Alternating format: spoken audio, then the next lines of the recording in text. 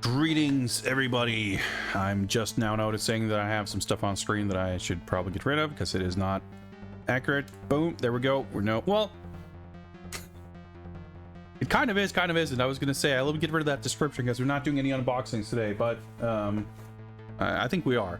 Just real quick. We'll get to that in a moment. But yes, we are here to hopefully finish Mission 16 of James Bond, which is, of course, once again, James Bond 007 The Duel for the Sega Master System. Space Hoppercopter, Dark Rift, Itinerant Soldier, Lurkers in chat, VOD viewers, everybody else, happy Monday, and I hope you're all doing well. I'm having a day of ups and downs. What's up, Taco? I'm working this week. I had last week off, even though I spent half of it being sick.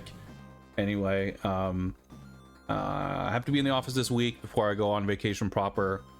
So I just got that, you know, a little sweet taste of holiday last week, and now we're back to the work, and but that's fine. It's fine. I actually had some things to do today, which is, you know, kind of a blessing, because I reckon most of the week is going to be spent kind of, I don't know, attempting to look busy and try to come up with something worthwhile to spend my time on, but I guess it could be worse. And then I got a package, which is the remnants of the other stuff I got from Amazon Japan a while back, and we'll take a look at that in a second. I got home and I was gonna prepare some dinner, and I dropped a bowl that shattered on the floor, and I didn't get hurt badly, but I dropped it sort of kind of on my foot, and that was annoying. But I'm mostly annoyed because it was like the last proper bowl I had. So now I have to resign myself to, like, well, I need to buy more kitchen stuff, but you know, that happens. It happens.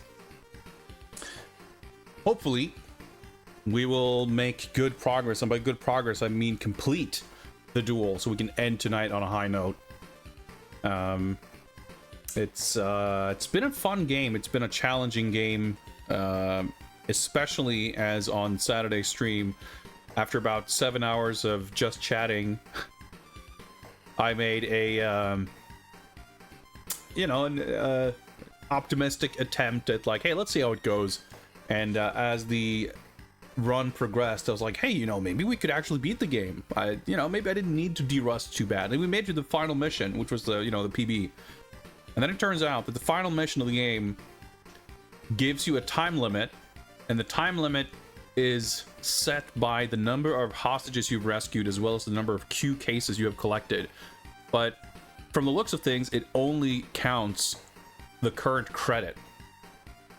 So if, like I did last time, you continue on the last or second to last stage, by the time you reach the final, you know, extra mission at the end, you're not going to have a lot of time built up, and we were kind of screwed.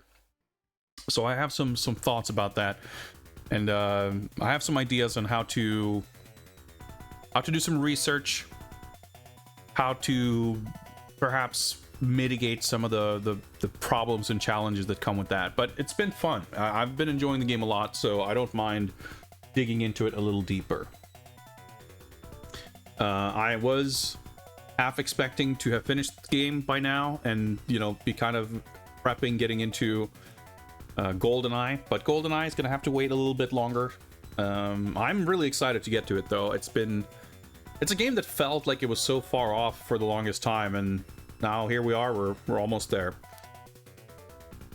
Having said that, we have actually spent already at this point the better part of a year, well, I guess about 3/4 of a year. I don't know, I can't count, but we started in October, James Bond, and there's been a few small breaks here and there, but we've been kind of going at it, and we've made it to game number 16, almost 17.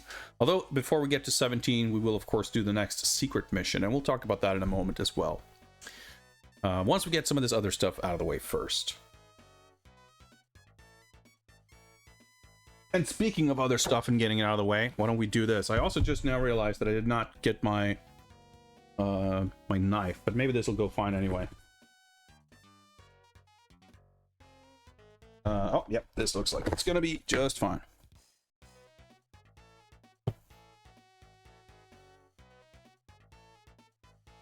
Well,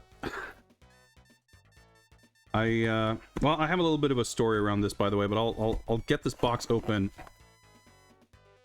so I can actually look at and show what's inside here, because it's relevant to the story at hand.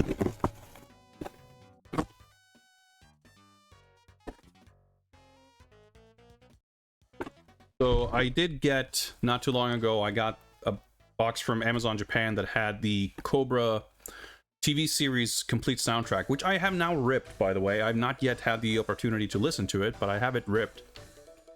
I got the, what was it, the Kamen Rider Skull model kit, and I got Ultra Street Fighter 2 for the Switch. Did I bring it here? I don't know, I put it somewhere. Well, whatever. But in that order, in a separate shipment, was also the long-awaited Gundam Aerial. I say long-awaited, not as if this thing just came out, but awaited by me, because this was one of the model kits that I had ordered through my previously available work hookup, the toy distribution wholesale whatchamacallit that I had access to.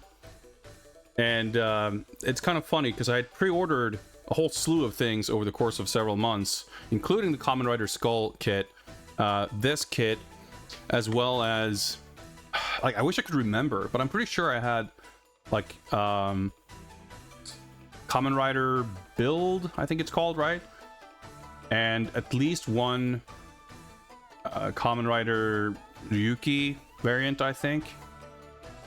And I had a couple of kits from The Witch from Mercury, the newest Gundam series, which is this from. And the funny thing is, like, because those pre-orders were kind of coming in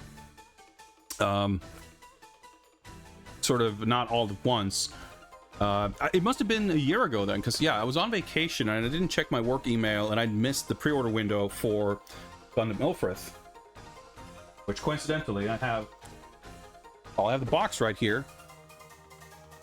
And I have the kit right here. Fucking Rail Chase soundtrack, mega loud. Let me turn this down a bit.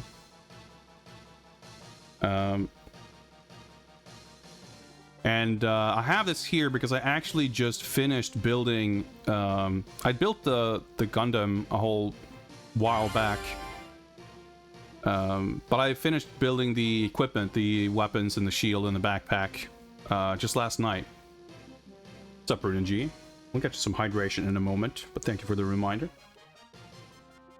Because what had happened is I'd missed the pre-order window for this, so I wasn't able to order this through my typical regular channel. And at some point, once this eventually came out a couple of months later, I was like, fuck it, I'll just buy this then. So I bought this from Japan.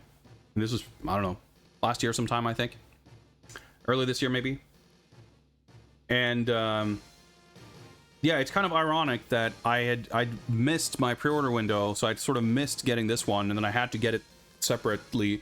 But as it turns out, at the end of last year, there's a whole thing with our account with that wholesale distributor, whatever, and apparently our orders there are all just in limbo. So everything that I had pre-ordered there is just gone now, which means that all the other Gundam kits and the Kamen Rider kits and at least two Mortal Kombat statues, a hoodie, I think it ordered like a Godzilla mouse pad. There's like 50 things that I had ordered there that just like, I mean, I didn't pay for any of it, so but with stuff like this where it's like you have to get it on pre-order or there's a limited window where you can get it, it can be a little iffy if you you think you have it secured somewhere and then it turns out that you don't, and by the time you realize that you don't have it, it might be too late to get it someplace else. And that appears to be the case with not these kits in particular, because I guess these are like the most popular or like the common ones or whatever from the series, but several of the other Witch from Mercury Gundam kits, as well as some of the other stuff. There's is it the, I forget if it's God Gundam or Shenlong Gundam. It's like one of the G Gundams, I think. It has a new kit that looks awesome. And I mean, there's always a million ones, right? So, as I mentioned, I eventually did get Gundam Ilfrith a while back. And when I was in Paris in April, we went to a Gundam store, or like a Bandai hobby store. Which made me so like, fuck, man, I wish I had something like that locally. And the prices were really cheap too. And I could have easily picked up a Gundam Aerial, and I was tempted to pick up that and possibly other things. But I was very concerned about my luggage space and weight situation, so I opted not to get any. I realized like almost immediately in hindsight that, fuck, I should have just bought it. And if by some, you know, stroke of misfortune I would not be able to bring it with me, it was like 15 euros or something. I could literally have thrown it in the trash at the airport and I would have been like, it wouldn't have been any skin off my back. But I didn't think about it that way when I was in the store, so I didn't get it. But yeah, the Gundam Ilfrith has been the favorite of all the kits I've built. Not the building experience necessarily, it's pretty similar between all of them, but the design of the Gundam itself. And I've been a fan of the Gundams from this show, like the design, the proportion of the legs and the chest and shoulders, and actually the design of the hip joints, which is, I don't know, a little bit hard to show off, but it's just by the nature of how it's actually designed on, you know, the show. But it translates super duper well to the model kits too, that you kind of get a ball joint for the hips that's a little bit different. It's not a matter of posability or articulation. These kits are always super well articulated, but just aesthetically, the ball joint kind of just looks better in my opinion. I think they've got the kind of rabbit ear situation on the heads. I think is also like very, I don't know, I'm not a big robot guy and I'm not a big Gundam guy. But something about the, I don't know if we can ever get focus here. There you go. But something about the specifics of the proportions and the silhouettes of these, the Ilfrith and the Aerial are like kind of the same, or at least they're I like them both in the same way for the same reasons. So yeah, here's Aerial, which I guess is like the main character Gundam, whatever, I don't know. It's got kind of the main Gundam color scheme, and that's the other part that I like about Ilfrith, by the way, too, that it's white and pink. It's like a little bit of a different color scheme, because that's the thing. If you like, if like me, you're interested in building Gundam model kits, but you are completely ignorant, oblivious, and fairly uninterested in Gundam, you know, the shows or whatever. And if you go kind of mostly on aesthetics on which kits you're interested in getting, there's going to be about 1 million kits out there that have a very similar color scheme. So any ones that don't tend to automatically stand out a little bit, for better or for worse. But the Ilfrith with the white and pink, I think it's just, yeah, really striking, really cool. So I was really happy to finally get this. And I've been tempted. There is, because it's like kind of the main Gundam, I guess, there from this show, there's a couple of other versions. It's not a master grade, but there is, I think it's called full mechanical, that is 100 scale, because high grade and real grade kits like these are typically in 144th scale, and master grade are 100th and perfect grade are 160th. And I've been tempted to get, like, I figured this is the one Gundam that I wouldn't mind getting multiple kits of in different styles, different scales, because I do like the design a lot. But I think when I looked, because that's what happened, right? Well, actually, yeah, I was gonna say I spent some time today browsing Amazon Japan. But actually what happened was Geneva Lee was streaming yesterday and she was building her first Gundam kit.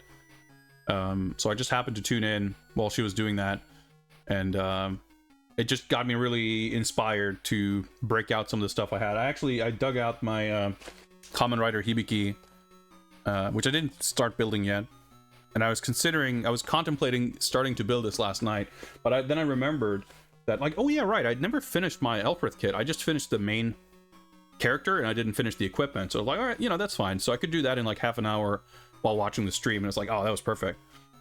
And it kind of got me into like, oh shit, now I just want to, you know, I have a few kits sitting waiting to be built, but I always like to buy more kits when I start building something so that I never have to be like run out of kits completely. I like having a little stockpile that I can, whenever the mood strikes, I can just grab something from the pile and start building it. And so then on top of that, I got an email this morning from DHL or from Amazon or whatever about this being scheduled for delivery today. So yeah, because I got the email from Amazon, so I could track the package directly through Amazon. But of course, being linked to Amazon immediately led to me like, ooh, let me see what else is out there. I didn't order anything yet, but chances are that I might. So we'll see. These things tend to, you know, when it rains it pours, I guess. Getting one of these, and especially building one of these, always makes me feel like, oh, you know, maybe I should get some more.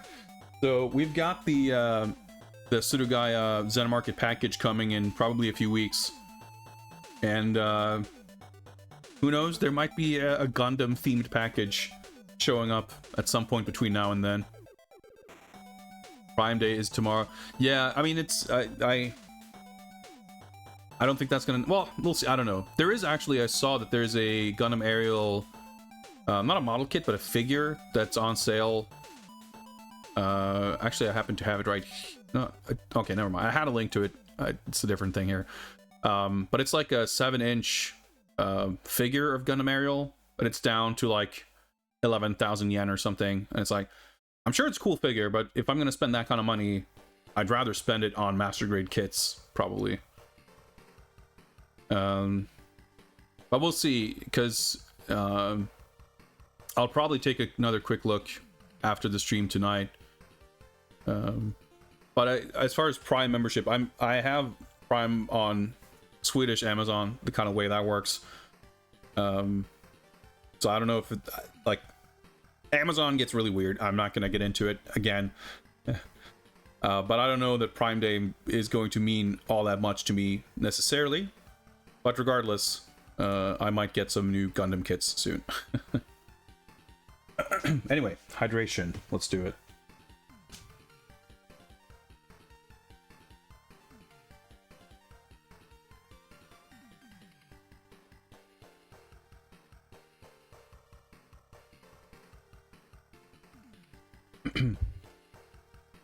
But yeah, I think I'm already considering all kinds of stuff for the start of vacation. I am noticing now that we are inching very, very close to the next Viewer's Choice versus Fighting Game bonus stream, which I suppose will very likely happen on Friday, unless I end up, because it's Friday, because I go on vacation, it's possible that I'm gonna go out with some workmates or something.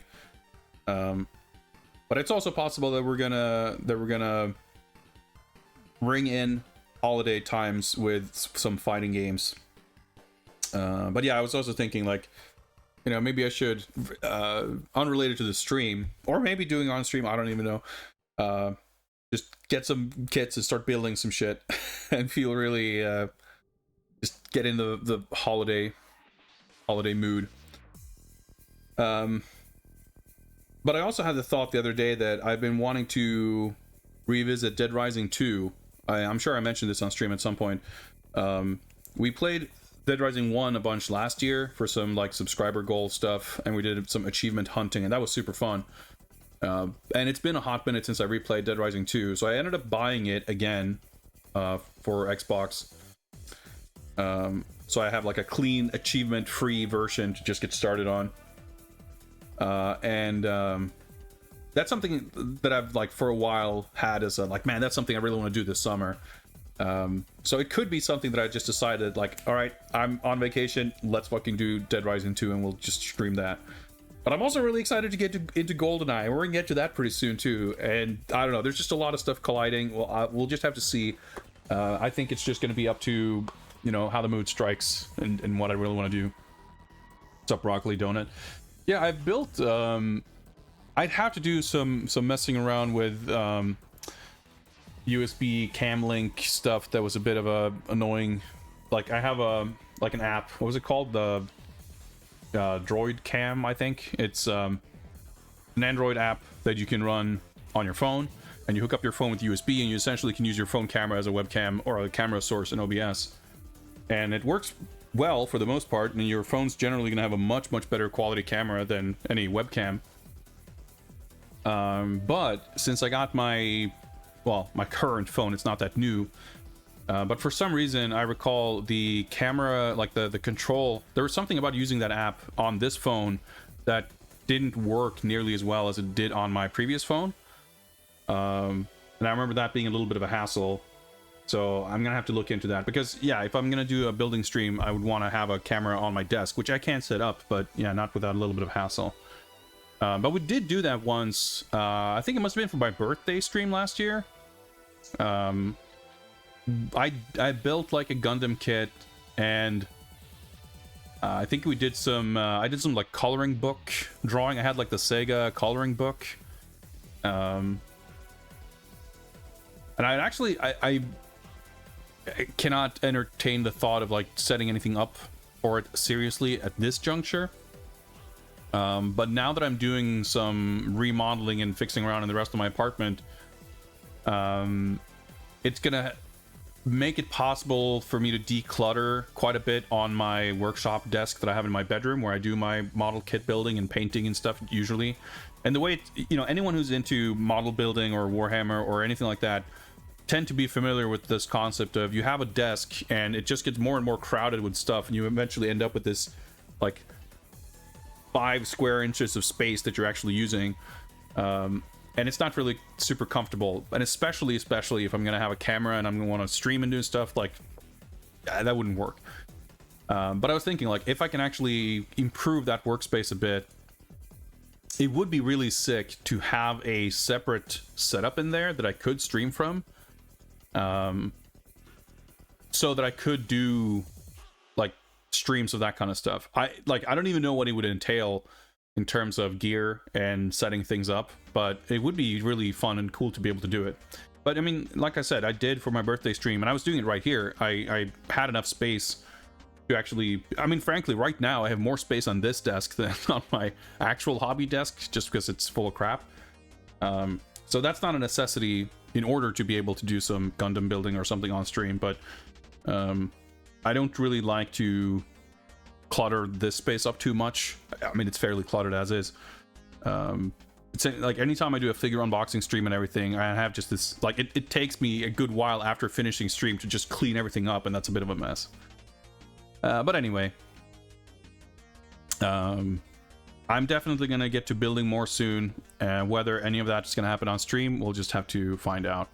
I'd be happy to do it, but it just kind of comes down to like sometimes, like yesterday, I was watching Geneva Lee's stream, and I was doing it while I was doing that, and it's like obviously I can't stream while I'm watching someone stream and I'm doing it. And sometimes, like, the whole reason I kind of wanted to pick up the model kit hobby was to have a hobby that was something I can do away from the computer. So if I'm absolutely not against the idea of doing it on stream, but sometimes I might feel like doing it without doing it, like here or streaming or anything. In which case, I won't feel guilty about doing it away from stream. But it would be fun, so we'll see. And if I can motivate someone to get into stuff, then that's a nice little side benefit as well. But that's enough Gundam for now. Let me see if we can, I don't know, precariously balance this on top of another box. A little bit dodgy, but it'll do.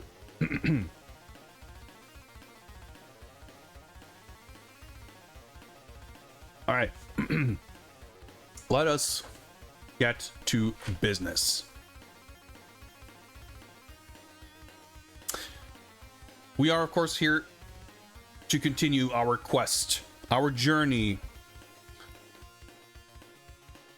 through the chronology of James Bond 007 virtual exploits.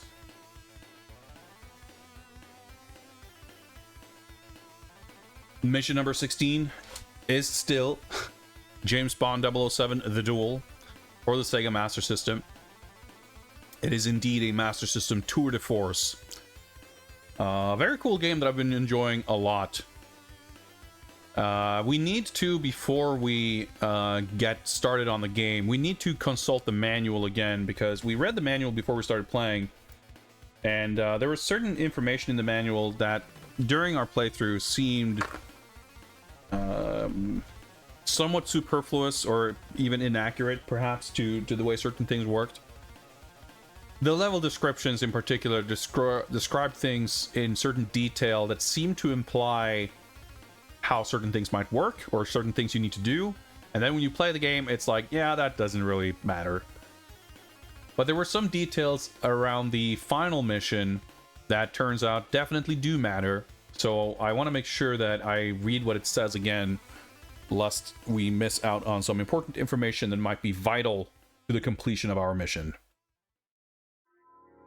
I also have some ideas on strategy to approach this impending challenge, which basically means I want to try to play a run on easy mode to see if it's going to allow us to just practice a little bit and then get a better sense on what we might need to be extra careful about in order to improve our odds of reaching the final mission on 1 credit on normal difficulty.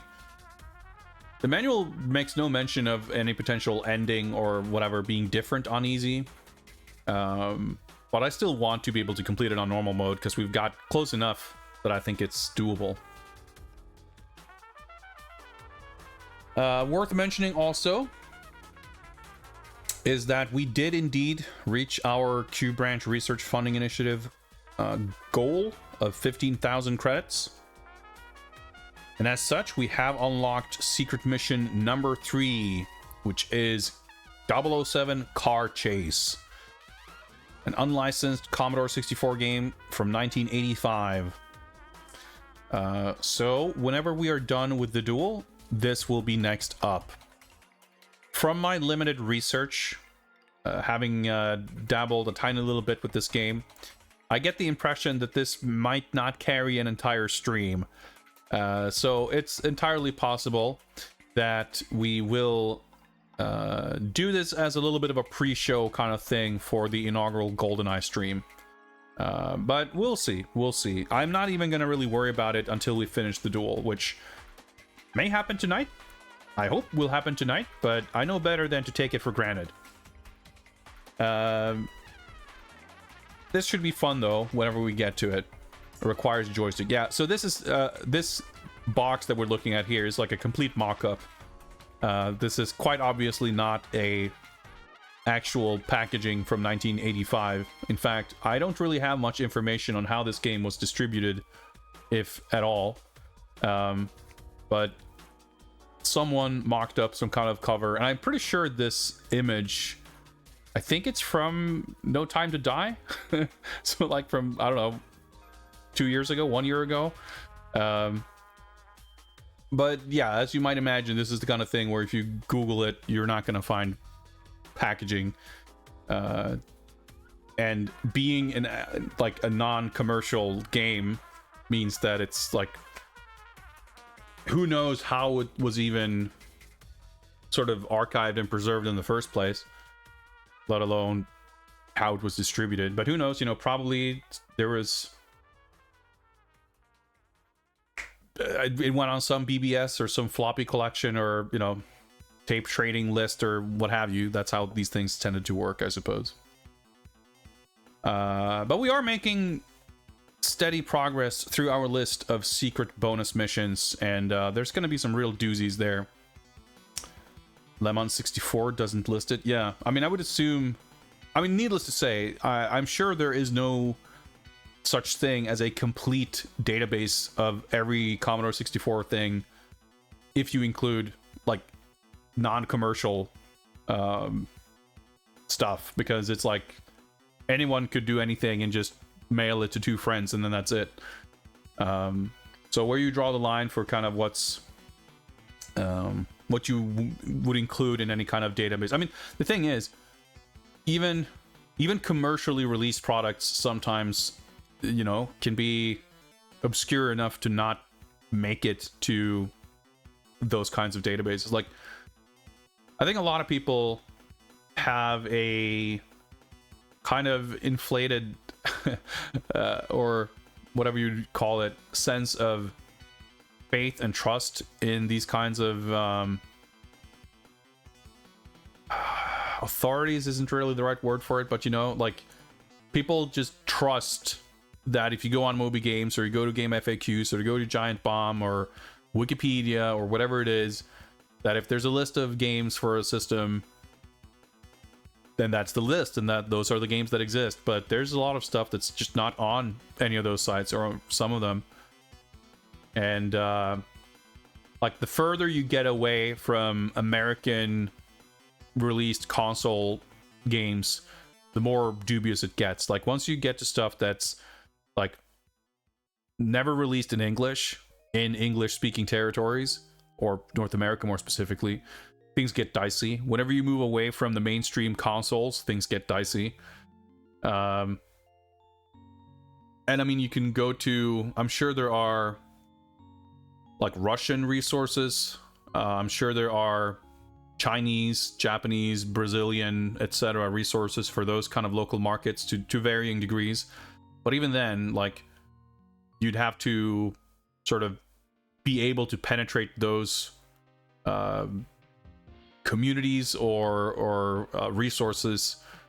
You might have to know what you're looking for, and I don't know, it gets like, once you go even slightly off that most well-trodden path, you might be or might not be surprised at how quickly you're gonna have some difficulties piecing together, like, what games exist, who put them out, who made them, where they were released, how, when they were released, etc., etc.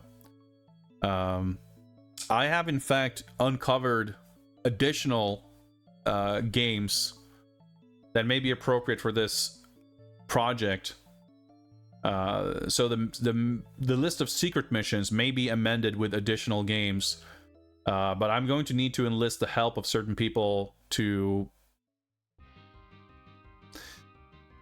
How do I even phrase this? There are games that I might be able to get my hands on, but I might not be able to play without a little bit of assistance, and I need to figure out what the logistics of that will be. But I'm tacking that on to the potential end of the secret mission stuff, so we'll get there. We'll get there at some point. These things in particular are not licensed official releases, so I don't mind taking them in kind of whatever order outside of the main lineup anyway. Oh, I mean, Broccoli Donut and Brunji, I'm speaking in very general terms. I'm not speaking about James Bond games in particular. I'm just saying, like, to a casual observer, it may seem as if going on Game FAQs, you can find anything about any game, but that's not true, because, like, even looking at, like, Famicom stuff or what have you, a lot of the time titles of games are, like, transliterated in a very strange way that makes them kind of hard to find, or it's not quite correct. But of course, if you try to look for Japanese PC stuff, or stuff that from, like, you know, Bandai Pippin or the PCFX or FM Towns Marty or whatever, like, once you go to those, like, slightly more obscure systems, then, like, listings are likely to be incomplete and incorrect. I mean, and they generally only cover the, you know, official commercial releases, but not only, because you'll have, like, I'm sure a bunch of, like, the Accolade Mega Drive titles are on Game FAQs, but they weren't licensed releases, and I'm sure there's a bunch of, you know, Tengen NES stuff and whatever, so there's no real consistency to it. And I mentioned Russia and Brazil as examples of, like, video game markets. I mean, Korea is another great example of a video game market that is and was big, but quite self-contained, and not a lot of information about it like ever traveled outside of that region and that community. Like in Russia, of course, there's this very rich history of bootlegging, like Famiclones and whatever else, like so many kind of homebrew bootleg games. And I'm sure like there's also like official, I remember because it intrigued me for a number of reasons, but like I happen to know that Bionic Commando Rearmed had a physical PC release. There is a physical like disc version of that game that you can buy, or you could buy, and it was only released in Russia. Like PC gaming is big in Russia, but historically at least, internet like infrastructure perhaps not so much. So like Steam and digital distribution, obviously it exists, it's a thing now, but it was slower to catch on as like the main method for distributing games, or at least like the dominant only method of distributing games compared to Western Europe or North America. So that has an impact on how certain games are released, etc., etc. And I mean, yeah, of course, like obscure facts are obscure. But what I mean is, without that insight and knowledge and understanding of how these kind of things work, I think it's fairly easy and fairly understandable that someone might look at a database that appears very thorough and authoritative and assume that what that database has listed is the extent of what's out there. I mean, when I'm doing a project like this, or even a smaller scale one, like the Double Dragon and Final Fight kind of marathon streams that I did, my first step for doing anything like that is typically to go to game FAQs and go to Moby Games, look up their respective lists and listings, and cross-reference them and see what is missing from from either of them, and try to see what information I can find elsewhere about games that might not have been included there. What's up, Glowforge? Happy Monday. There's the MSX port of Mighty Final Fight, or it's not MSX. It was for Spectrum, I think, right? Which obviously was not a commercial release, but it was a cool, interesting thing. And there's the Famicom pirate port of Final Fight 3, and those aren't necessarily on either of those kind of websites. Like the best place to find something like Spectrum Mighty Final Fight would probably be a Spectrum site, because not only will they have very thorough databases of stuff, and they would be kind of used to having stuff far outside the kind of limited scope of commercial releases, they would also be connected with a community, which is probably where that game kind of originated in the first place. So depending on what it is, like, you might have a lot of limited kind of overview on the totality of what's out there if you only look at the most kind of basic sources. And putting together the list of Bond games was an ordeal, because mobile games is another great example. If you go to game FAQs, I don't know offhand, but I'm fairly sure that you can search for games like using Android or J2ME or Ouya or whatever else as a platform.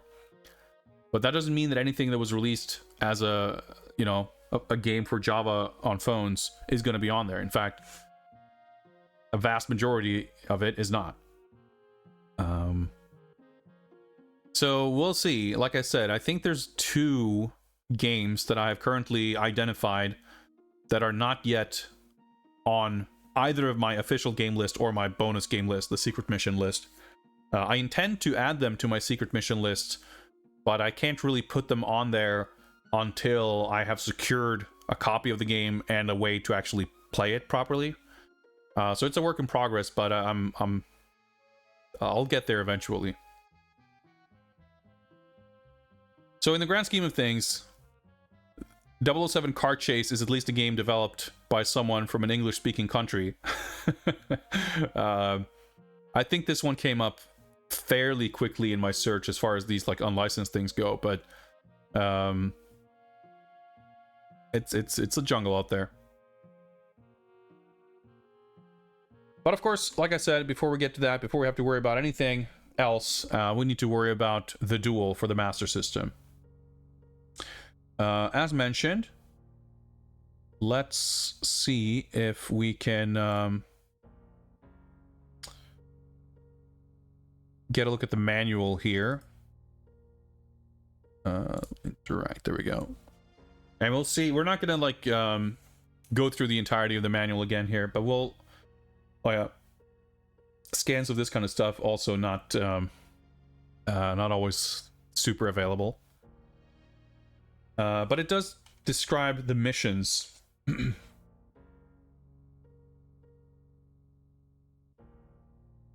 it explains sort of the plot and the progression, but also some of the obstacles and enemies and whatnot that you are going to have to deal with on each stage. But it mentions here, for example, in Mission 1-2, Bond must rescue hidden hostages and climb along cables to the exit. There are hostages in this stage. You don't technically have to rescue them, although as we've now learned, by the time we get to the final stage, you are very incentivized to have rescued them. I don't think there's any climbing along cables in this stage, though.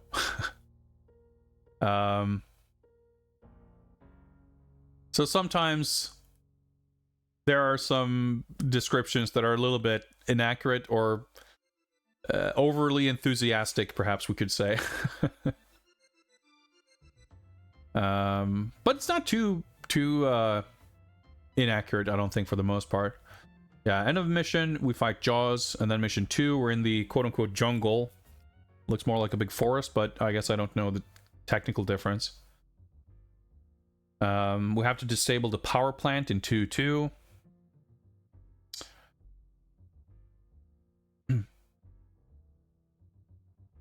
Mission 2-3, we have to climb back down the mountainside, but it's easy to get lost with many dangerous falls. That is actually quite accurate. Probably my favorite stage in the game, though. Use falling branches to your advantage, which will break your fall. But watch out for the dart guns. Oh yeah, we have to face Bones, as he is called. Mission 3 is the artificial volcano, which I want to say we actually did deathless last time. Oh yeah, this is... Oh, interesting. Okay, 3-2. Bond must now climb the shaft of the volcano. Use the platforms to get higher, but take care of the lava producing chutes. That's a weird... Yeah, the writing in this is very questionable. It says, be very careful, there are no mission restarts for this mission. So I remember being very confused by this, but thinking about it now, I suspect what they mean is that there are no checkpoints. There are no, like, little computer stations. It's just a little unintuitive to refer to checkpoints as mission restarts. But that's fine. There's hidden hostages on 3-3. Then we fight Oddjob. And we need to avoid the lava balls in the center of the screen. Yep. Mission 4. Avoid the manic scientists and robot guards. I don't know about robot guards. Are there robot guards in stage 4? I don't remember any. There's there's turrets, but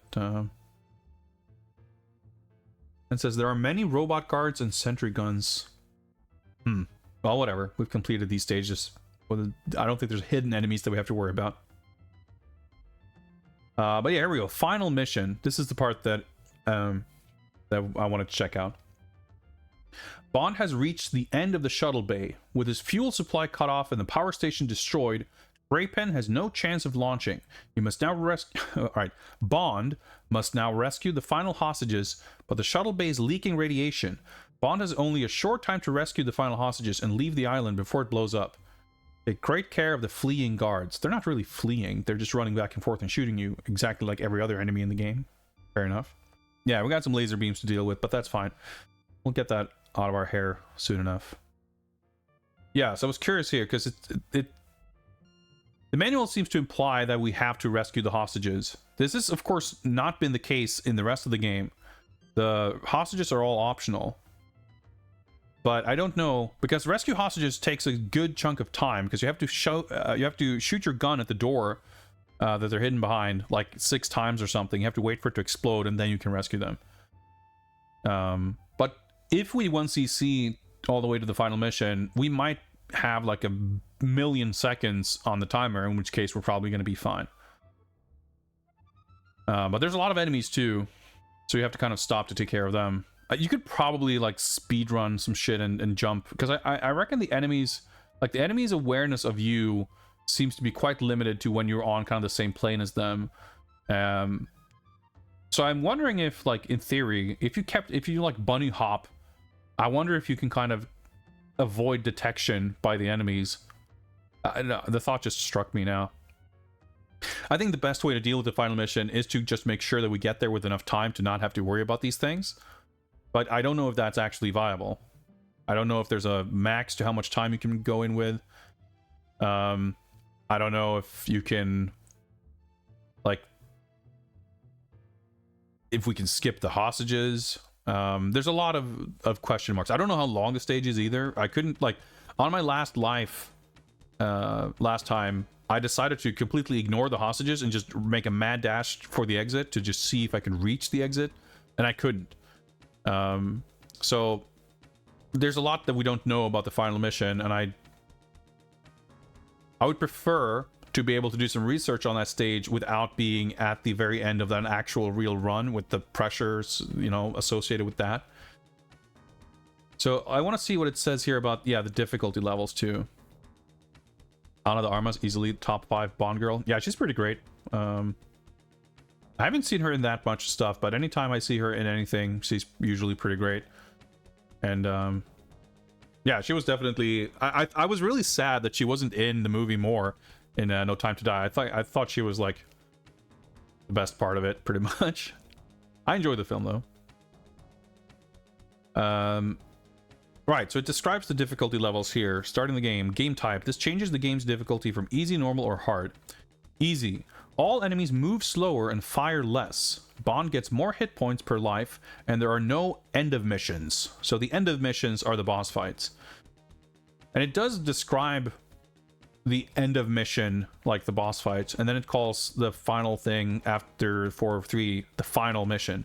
So based on this description, I assume that easy difficulty will still have the final mission, which means we should be able to play easy and still be able to get to that stage, and we can get a better approximation. Like if we 1cc all the way there, which should be perfectly doable, no boss fights, easier enemies, etc., more hit points, more crucially, we'll see how much time we get. Because when we played on normal, and I used to continue on like mission 4 at some point, we got, I think, 52 or 53 seconds. And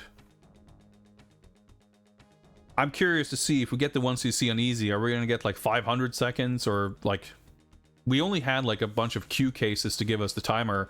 I don't know, like before the final mission, there's a screen that tallies your hostages and your cases, but we had 0 hostages, so I don't know how much time you get per hostage, but I would assume you get a lot more than you get for the cases because there's so many fewer hostages. Of course, I like her because I look Cuban. I think it's just the shirt. I just have a. It's just my shirt.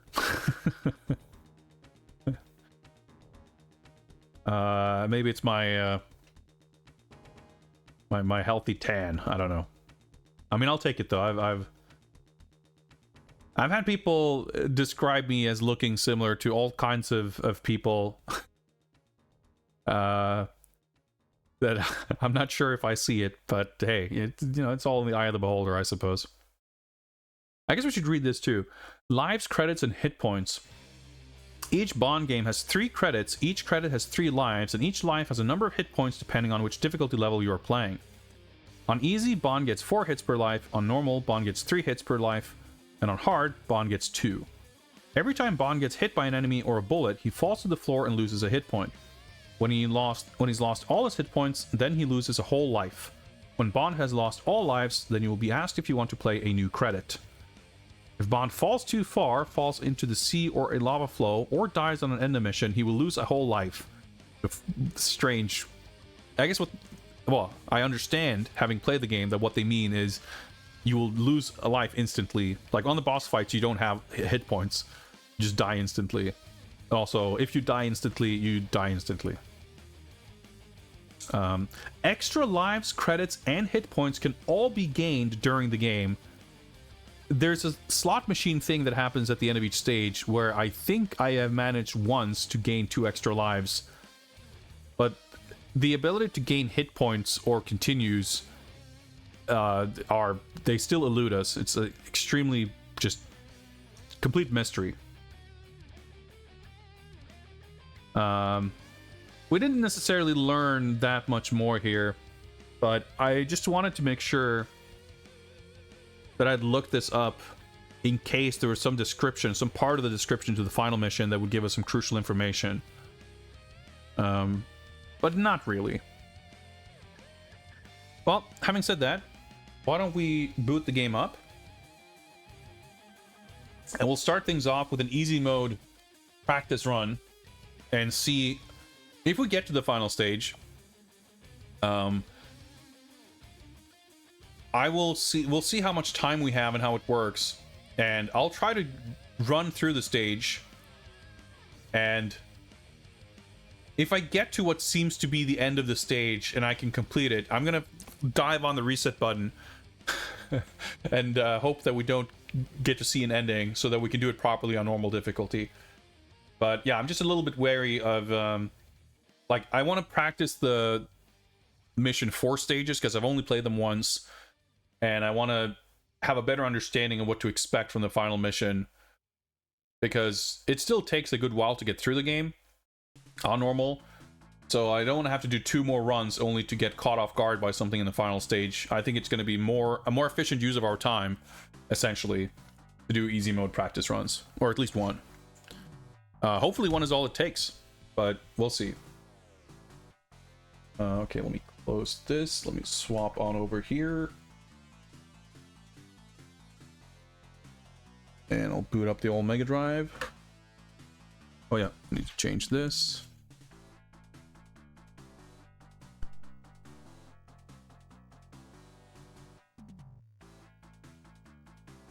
And we can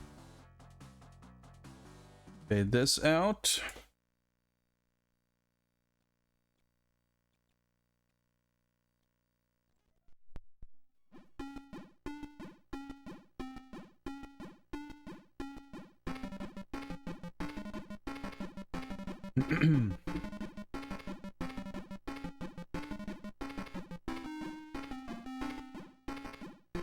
We are playing the European PAL version on an NTSC system, so it is running too fast, but, well, it's running faster than it's intended, sort of, I suppose. But it's mostly noticeable in the music, in this music, because the game itself doesn't feel like...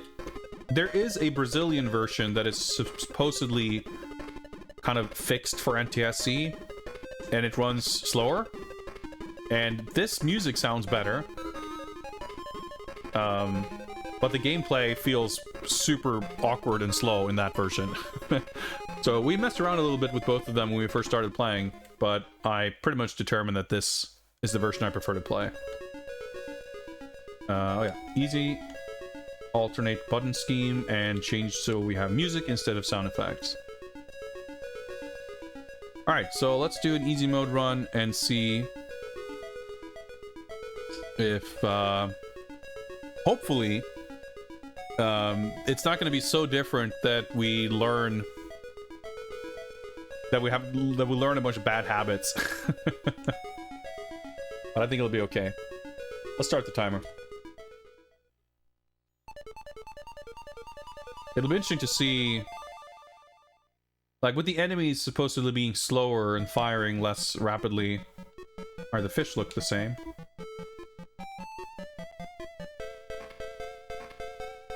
if there's going to be anything I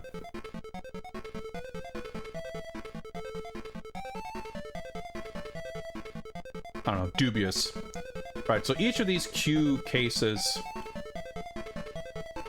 right, interesting. Do I take this route? I think I do. I forget. Each of these cases are gonna add towards our final stage timer.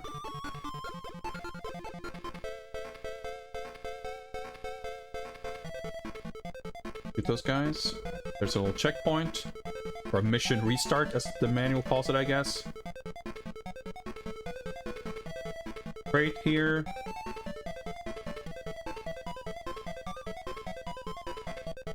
Which I've never been hit by it, but it's always spooked me. Enemies definitely move slower, by the way. Like, very noticeable. Not that, you know, the turrets are the same. But the dudes...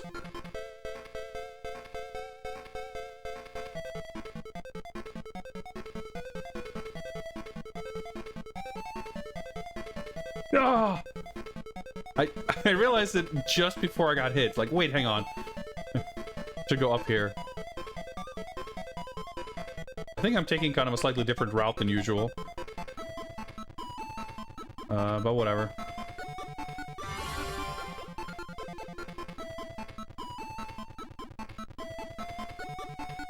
Yeah, this... we're used to doing that, but okay. Oh, derusting.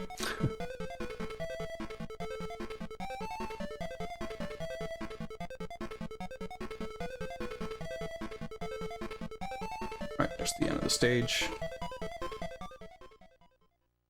Alright, we have the Viewer's Choice versus Fighting Game Friday night bonus stream funded. Excellent, thank you very much. We will see, as mentioned, if I'm able to schedule it this Friday or not. I may not know... I may not be able to commit to a scheduling for that until pretty close to the end of this week. We're just gonna have to wait and see. I think we should probably be able to do it this Friday, but I might have other engagements that will take priority. Sup, call me Sisu. Yeah, we played the Mega Drive version before this. I actually had that game as a kid too. And it was interesting playing it, and like, I had a lot of people basically say they had no idea that game existed. Right, the door blocks the bullets. And I remembered that game being very difficult. But when I replayed it, I actually finished it in one sitting.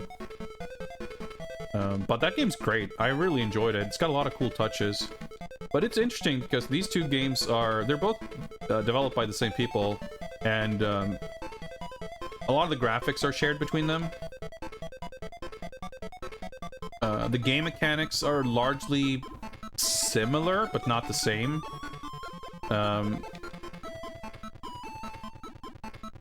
But the overall, like, feel of the game... like, the physics and the movement and the shooting, everything's, like, pretty different. Like, Bond in the Mega Drive version has a lot of kind of inertia, and,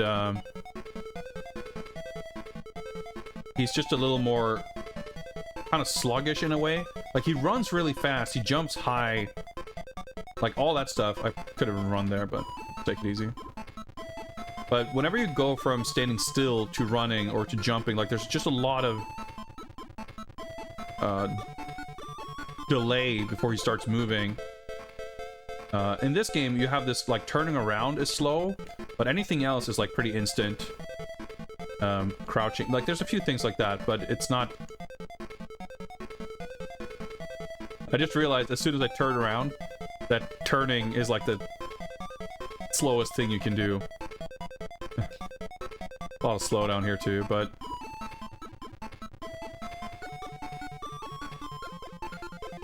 But the perhaps most obvious difference is that the level design is totally different between the two games. And the levels are, like, it's the same 4 missions, but each mission is split up into 3 levels in this game. And after the end of the 3rd level, there's a big proper boss fight. Like the Mega Drive version has the villains, but it doesn't really have anything you could describe as a boss fight. I mean, there's one boss fight at the end, which is amazing. But the fights with the villains are quite, you know, like anticlimactic, you could call it. Like, they're just not that exciting. The Matt Furnace soundtrack on the Mega Drive version is phenomenal. It's not necessarily the most James Bond-like music, but it's great music all around. The sound effects are great too. This version has decent music, but there's really only 2 songs. There's like the level theme and the boss theme. And right now we're doing an easy mode run for practice, which won't have boss fights. So it's really only 1 song and this little jingle, I guess. And for whatever reason, it's like full Amiga mode where we have to pick between sound effects and music. And the sound effects, unsurprisingly for a Master System game, are like pretty unremarkable. So music mode is my preferred way of playing.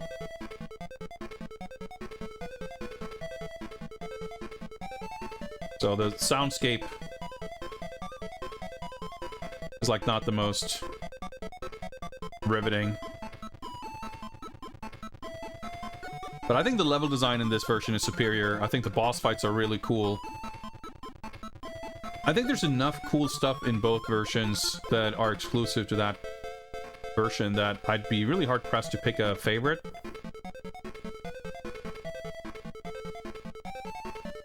But I think they're both great. We're playing the Bond games in chronological order. I got a little insecure there about whether I'd be able to land on that thing or not. And so far, I think these 2 games are basically my top, like, 1 and 2.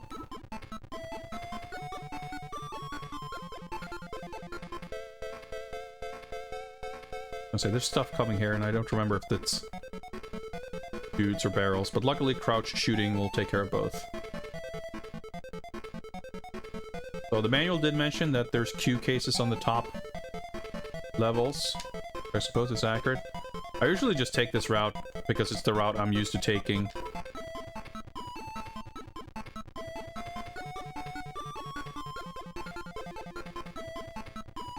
But yeah, I think it's always really cool when you have like, it can be a Mega Drive Master System thing, it can be like Xbox 360 versus PS2 thing, but like when you have a game that's like the same game, you know, the same title, the same artwork, but the kind of lower end format version is not just a stripped down version of the Big Brother game, but it's like a distinctly different game. I think that's always interesting because you get to see like different takes on the same concepts and how they kind of chose to realize them with whatever means they had. And it's like this, I think, is basically the ideal scenario where you end up with 2 games that are both pretty sweet. And both offer something that the other one doesn't. And I think there's going to be a few cases like that, actually, at least once more. I think Quantum of Solace has like 4 different games, because I think there's a 360 game, a PS2 game, a DS game, and a mobile game. There's a couple of other like PS2 GBA games, but they're usually like so different that it's kind of like they don't feel like the same game. They're just 2 basically completely separate adaptations of the same film. I think even Everything or Nothing has like a GBA version, and that's of course not based on a film, but it's still like an adaptation of the bigger game. But yeah, I don't know if Quantum of Solace is the only one, but I think there's that one and maybe one more where there's like a 360 version and a PS2 version, which are like different games.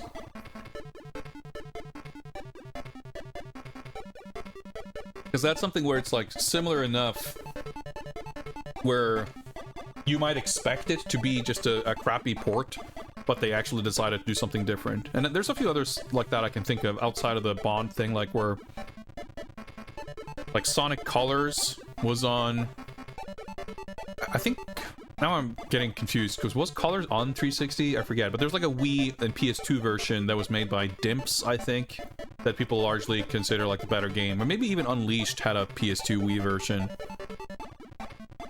There was like a Ghostbusters game that had a when the kind of Ghostbusters the video game, whatever it was called, came out on PS3 and 360, there was a totally different Ghostbusters game that came out on PS2 and Wii, which had like character designs that looked much more like the real Ghostbuster cartoons. Like, it wasn't based on it, but it was like more that vibe. Daikatana, are you talking about the GBC game, or like the N64 one or something? Because I mean, stuff like that I think is novel and cool for sure. Alright, I'm just pressing a button. The timing of this is like... Actually, maybe I should try to see if I could figure out how to learn to get the little red guys. Yeah, no boss fights in this mode. That's novel and cool. But like I said, it's usually such a vastly different thing.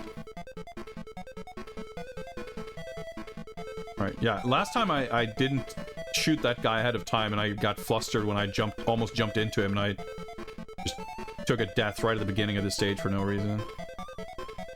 So let's avoid that. Let's remember to avoid that.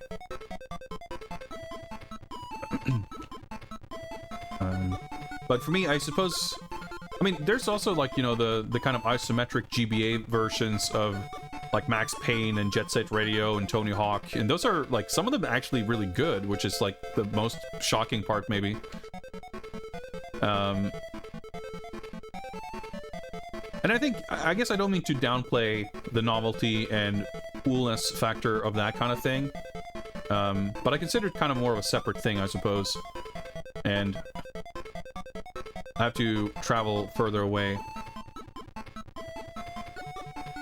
Almost fucked that up. To get a branch over there to respawn. There we go. There we go.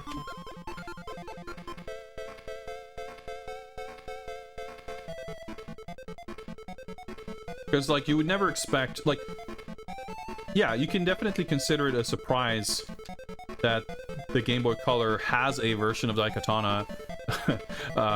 And you could certainly be surprised that it's actually cool and good. And I think that's all perfectly fine and reasonable.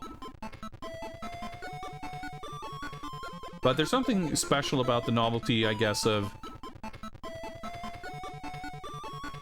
I did not see that snake. Okay. Of where you have a system where...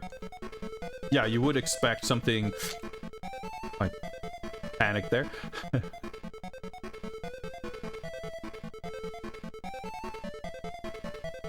I think the snakes do harm you if you touch them, by the way. The dudes don't, but the snakes do. Ah, fuck. Okay, okay. The slopes have never mistreated me, but I never trust them anyway. I always expect that I will fall down if I try to walk up a slope. Alright. That was a little bit hectic. Anyway, I was trying to say, you know, when you have a situation where, like, you have a PS2 and 360, or in this case, Mega Drive and Master System, where you might expect the lower powered system to be a very straight port, that when they actually make the effort to sort of tailor make something for that platform, I guess that's kind of the key aspect of it, where it's, you know, tailor making a Daikatana for the Game Boy Color. It might seem unusual, like, that they would bother, but it's not as if you would expect them to make a straight port of a, like, full 3D first-person shooter on the GBC. If anything, that would be more effort, right? So I think there's that part.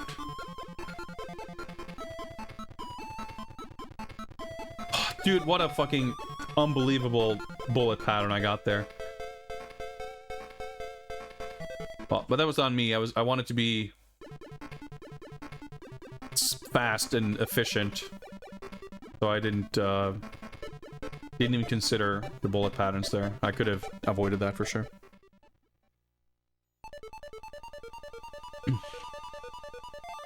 And we're gonna get, there's also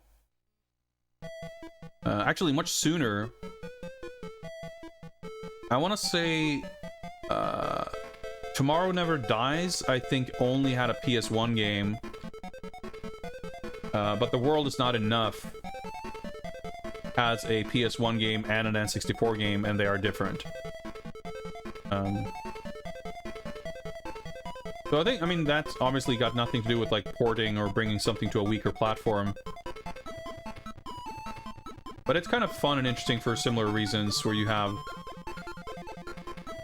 get to see two distinct takes. Fucking hell. I was waiting for this dude to come back and screw everything up.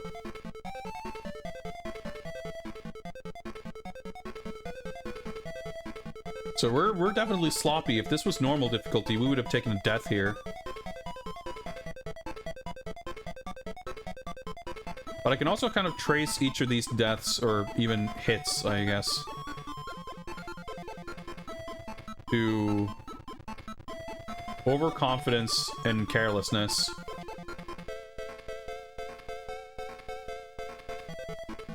I wonder if these bullets travel at a different speed. I think they might.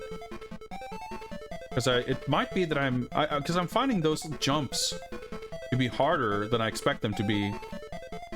And that might be because I'm, like, expecting them, like, instinctively I'm expecting the bullets to travel at a different speed. And of course, if you have, like, a couple of bullets,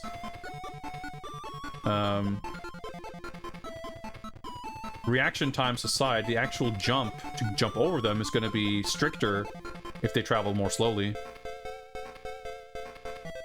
Yeah, Nightfire, yeah, I forgot about that one. Yeah, Nightfire PC is totally different from Nightfire console. There might be cases down there, but I'm gonna skip them because I do not have faith in my ability to get to them without getting hit.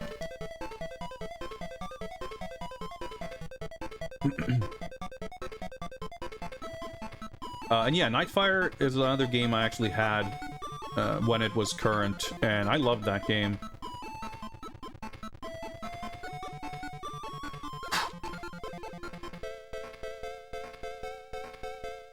I don't think I can make that jump, so we gotta go down here.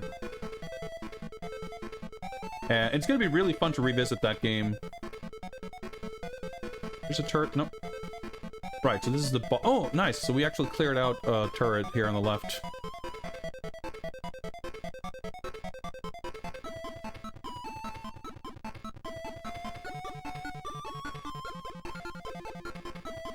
So you can stand here, and you're basically safe. You blow this up and you kind of enable the scrolling again. The scrolling will unlock as soon as that finishes exploding. There we go. And actually, the fact that it actually adjusts like that is pretty nice. Could have easily not done that.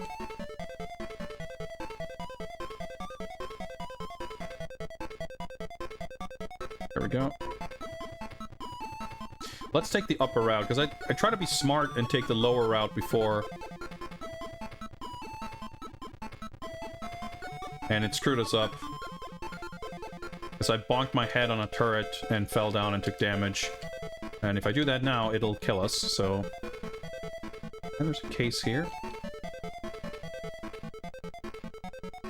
Why did I just fucking panicked. I could have just crouched. And I would have not gotten hit. Also, I just realized I once again forgot to disable the system menu. There's the turret. Yeah, because if you try to jump from underneath, you can hit your head on the turret and get knocked down. Which is not a good thing.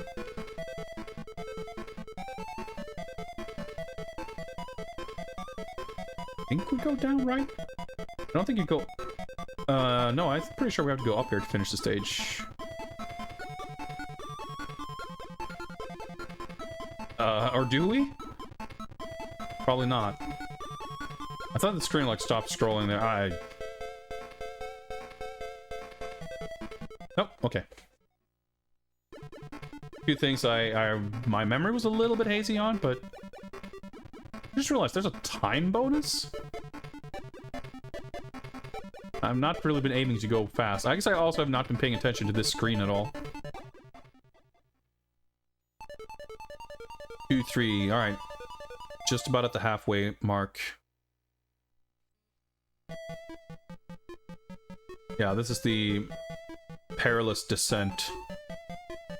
A lot of tricky halfway blind jumps. Oh, okay, I didn't get hit there.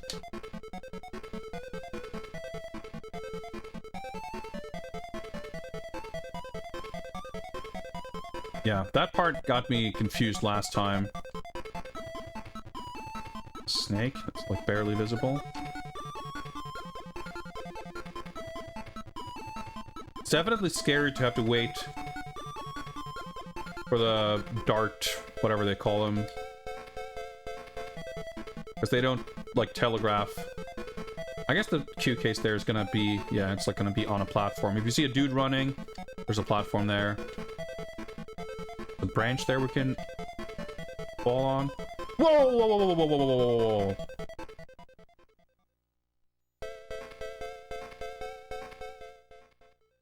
Okay, taking deaths here and there is not disastrous, because even if we... Like, this is a practice run, and I still would have liked to...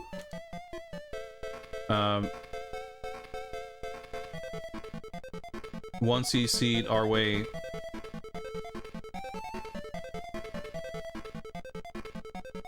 I guess we can do this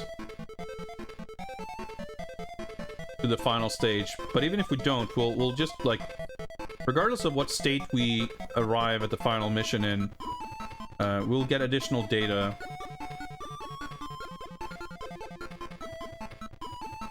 And we'll get to...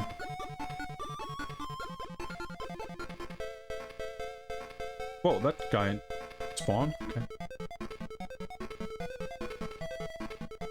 Clearly...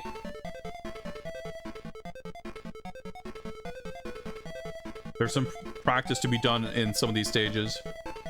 Yeah, something weird happened where, like, I stopped on the first branches and then I, like, didn't stop on the other branch. But I suspect I could have fallen down to this platform, but I might have taken damage. Unfortunately, because I freaked out, I ended up falling away and dying, so I didn't, like, I don't know. Because you can, if you fall a shorter distance, you won't die instantly. You'll take damage. But if you fall far enough, as you saw there, like, Bond won't even bother waiting until he hits the ground. He'll just die in midair.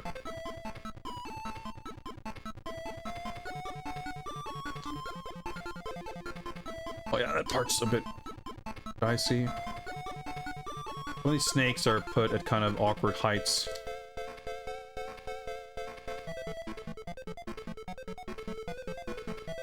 Stage is not... Whoa! Not quite over, but there's not much left.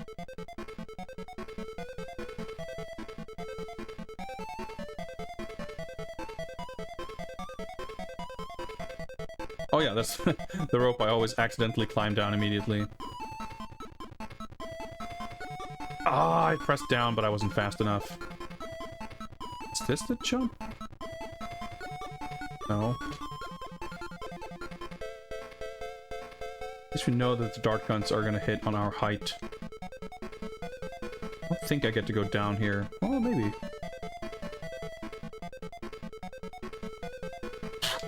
If it hadn't crouched there, I probably would have gotten hit. I hate making jumps like this because it always seems as if you might get hit. Yeah, that's the end. Like jumping past the...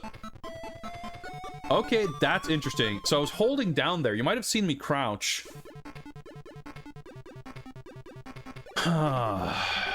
But that bullet definitely passed through me while I was shooting the gun, right?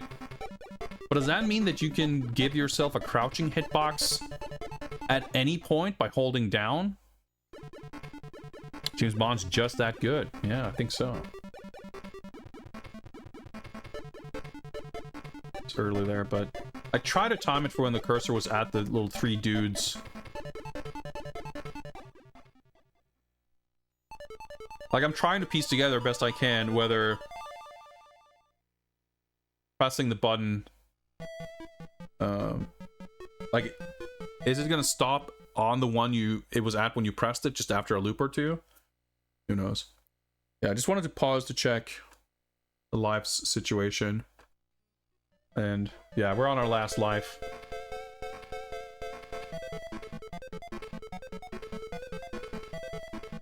So that means we have to do this stage and the next deathless. And I've done Mission 3 deathless at least once, maybe twice. It's like sort of scary, but it's usually fine.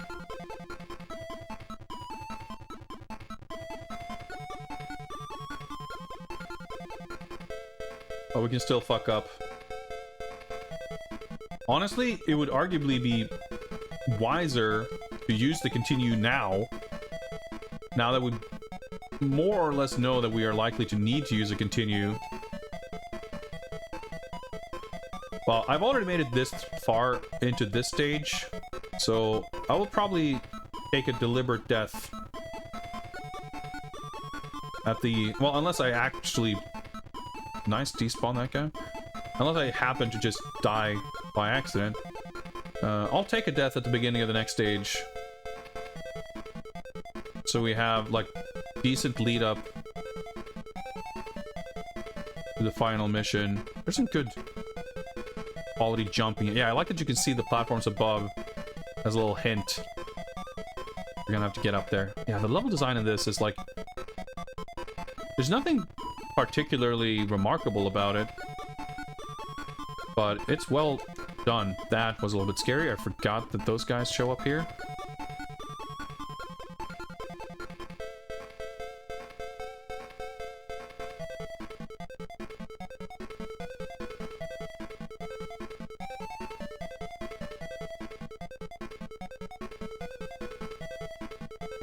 A little scary.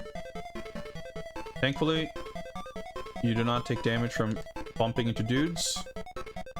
The gun, like the sentry guns, maybe these are robotic guards, or whatever the manual described. It's not a good jump. I could have landed on his bullet.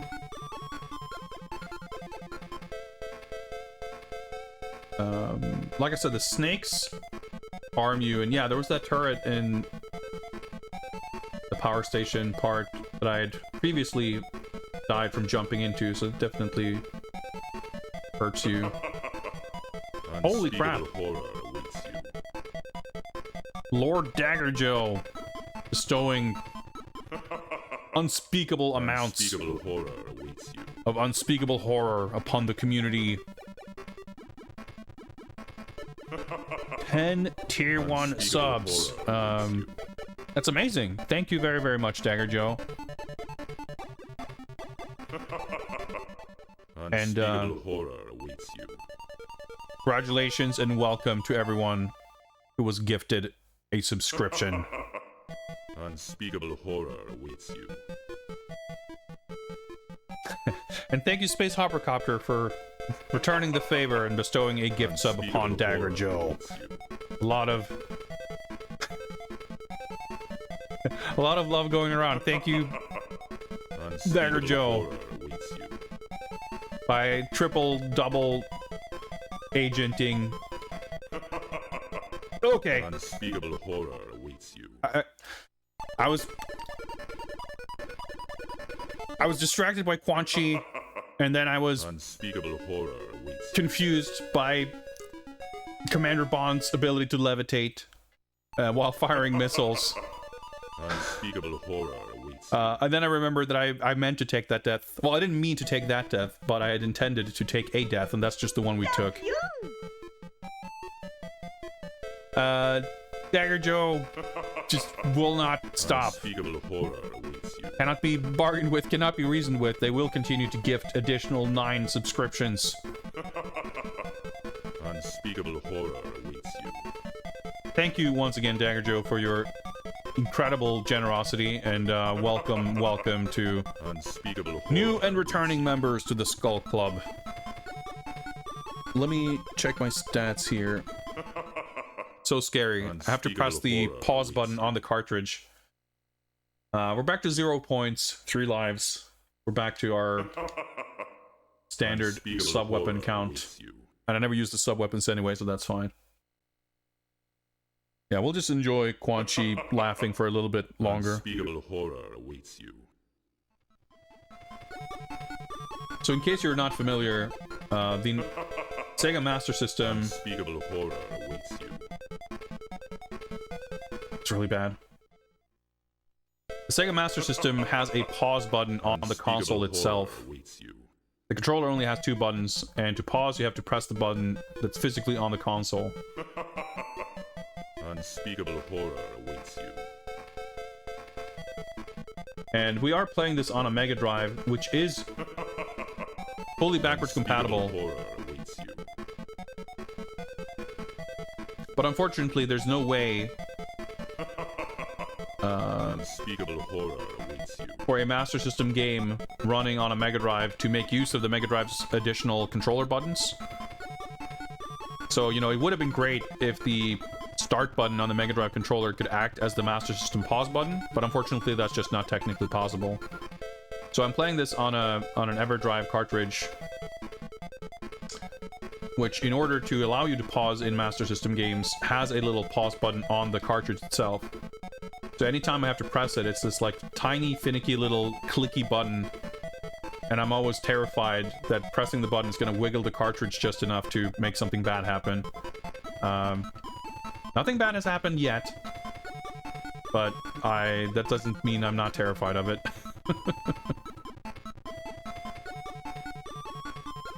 Alright, looks like Quan Chi is finally done. Thank you again, Dagger Joe. That is, I am at a literal loss for words from how generous that is. It means a lot to me that people would be willing to part with not insignificant amounts of hard-earned cash to show their support. I am very grateful.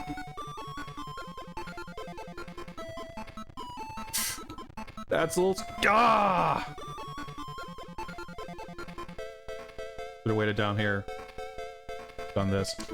That was not a well-timed climb. And also this stage is kind of weird because a lot of the stage graphics will obscure the HUD, so you cannot actually see your health. That would have been a risky jump. Kind of a good thing I didn't make it.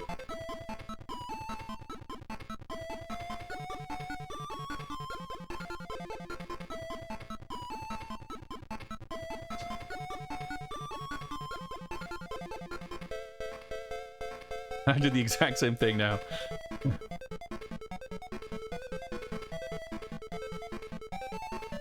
I will say this, by the way, about the music. There's less of it here, of course, in this version than the Mega Drive version. But I like that this main theme has this kind of Bond motif going on. As is kind of, you know, not unusual with hot Matt Furniss soundtracks. The Mega Drive music is cool, but aside from the literal James Bond theme song, I don't think any of the music in the Mega Drive game is something you'd hear and immediately think like, oh, this sounds like James Bond music.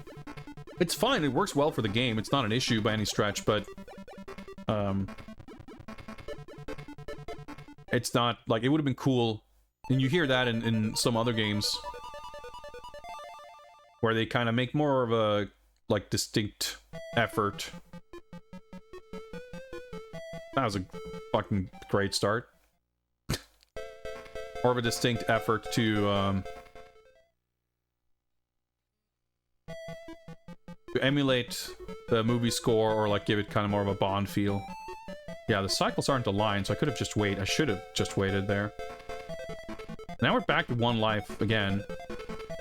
And we'll see, you know. The worst thing that could happen is that we continue on like 4-3. But even if that does happen, then this was a practice run and we're not going to bother. Like, we'll just start over and it's fine.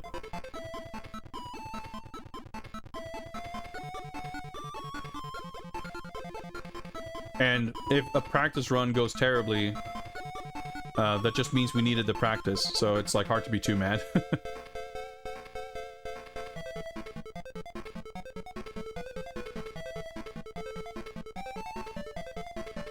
Oh yeah.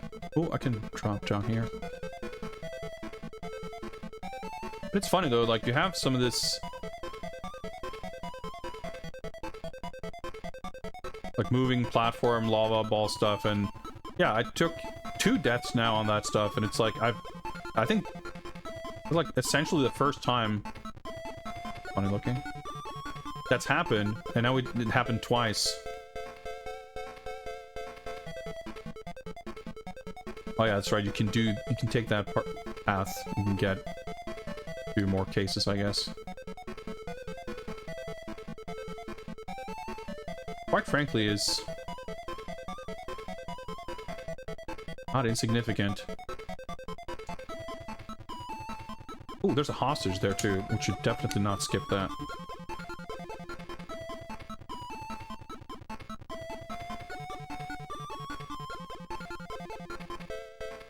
Yeah, that's my biggest thing. I really want to get to the final mission with at least 1 hostage, if only to know how much you get for him. But I'm not sure when or if there will be other hostages to rescue between now and then. What's up, Lariah? Favorite Game Gear and Lynx games? I haven't really spent a significant amount of time with games on either system, to be honest. So it'd be difficult for me to pick what I would consider a favorite. I mean, I have a hard time picking favorites on any system, but it's usually for the opposite reason. But just trying to think of, like, what are some cool Game Gear games that I've played that I can remember enjoying. And the first one that comes to mind is probably Virtua Fighter, the animation. It's just such a cool little concept of a game. And it has, like, the anime opening recreated for its intro, which is, like, such a sick... just such a sick thing.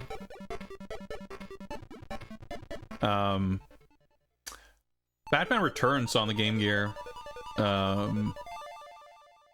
is also a cool game that I remember enjoying when we did the Batman project.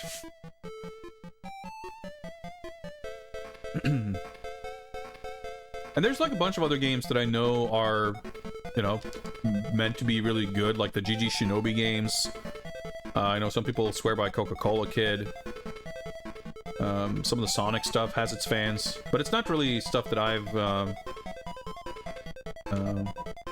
that I have much experience with, so I couldn't really say much about it. And as for the Atari Lynx, I don't know that I've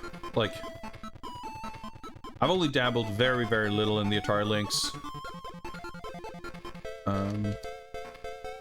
It's like a neat system, but I don't know that I can think of anything that I've played that I would, like, recommend to others. Well, that's really bad. I don't know what possessed me to jump over there. I, like, remember there being something there. I think I was just thinking that there would be cases. But that hurt's given us trouble before. Oh my god! Okay, well, that's a game over on this stage. Oh, this is a really bad practice run. I guess we needed it. Spend less time playing portable systems than home consoles. I mean, yeah. For a lot of reasons. I mean, I never really knew anyone who had a Game Gear or an Atari Lynx for that matter. So it's not something I really came across growing up.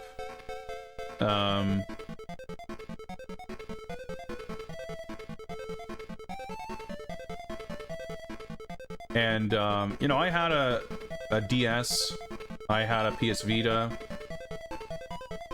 but I've just never really enjoyed playing portable games that much.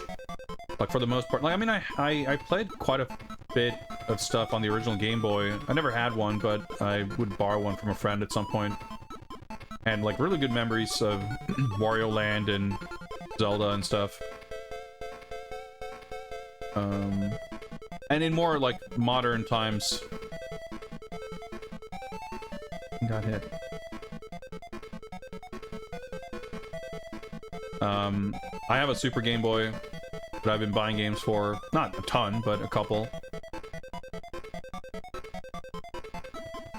So the Game Boy... I mean, obviously the Game Boy in general was, of course, infinitely more accessible than the Atari Lynx or the Game Gear.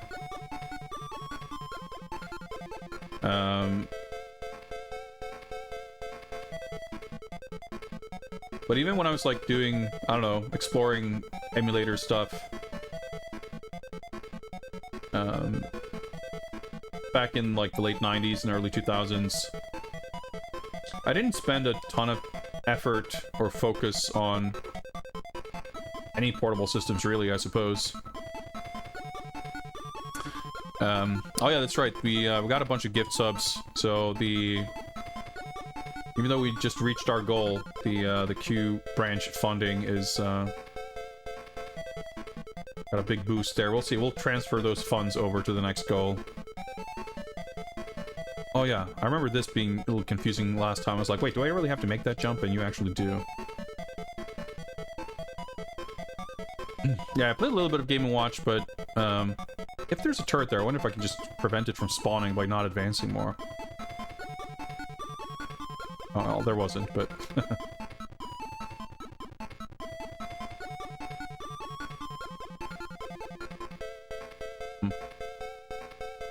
But yeah, portable gaming is just, never interested me as much. Like, I guess interest isn't really the right word for it. It didn't appeal to me as much. Like, when I had my DS and I played it, for a period I played quite a few things, quite a lot, but I also didn't... I had a DS Lite, and it's just like, I don't know, the levels of comfort playing on it just, like, wasn't great, and the PS Vita was even worse. And yeah, I have a Switch, but I, like, never use it, and I definitely never really use it portable. And if I do, I can't really play on it for very long. It just isn't physically comfortable to me.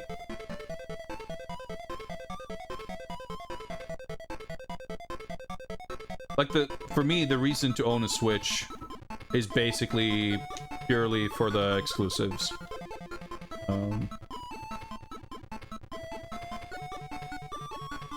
Like, I have stuff on it that are on other systems, but that's, like, mostly through happenstance or something that, like, for some periods here and there, it's been my kind of, you know, I bring it to play games in the bathroom or whatever. I've tried to bring it on the train, not that I do a lot of traveling in the last couple of years, but then I just, like, end up never really playing much on it, but...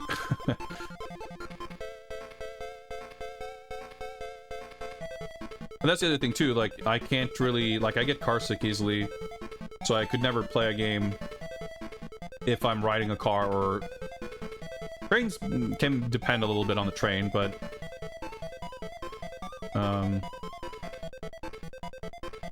The thing is, like, if I bring a Switch, or even my, like... anything, like trying to draw or something on a train ride, I always just get comfortable and sleepy, and I end up just, like, dozing off anyway. The one time I really wish I had my Switch was when a couple years ago, I was hospitalized for like a week, and I wasn't able to bring my, or I didn't really, like, in the heat of the moment, I didn't think to bring my Switch to the emergency room.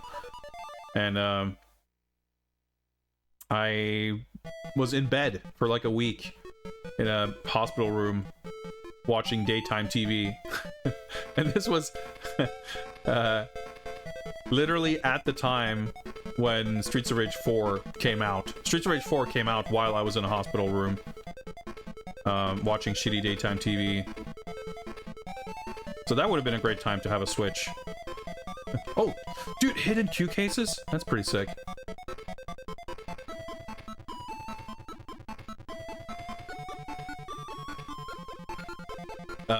But yeah, saying that I'm not much of a Switch guy is, in fact, highly accurate.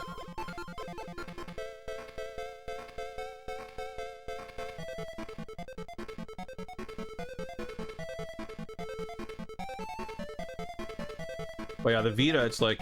I guess it's not fair to say that I've played more... Like, spent more time on my Vita TV than on my Vita, but... it's not too far from the truth either.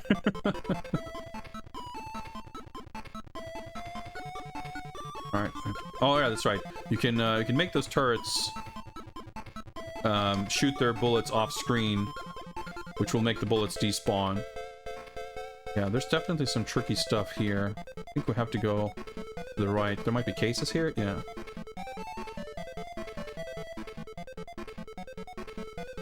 So we have...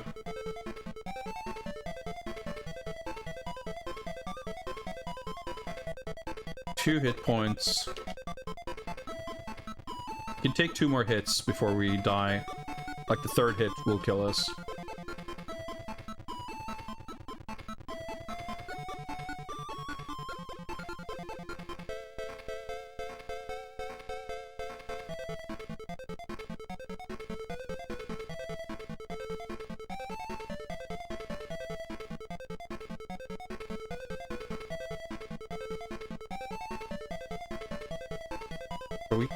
We have a decent chance of making it, but I don't quite remember what's, like, up ahead. I'm not sure how much is left.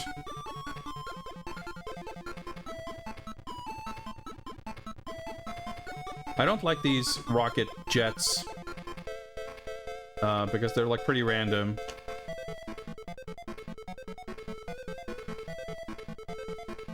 Should have jumped behind it. Fuck.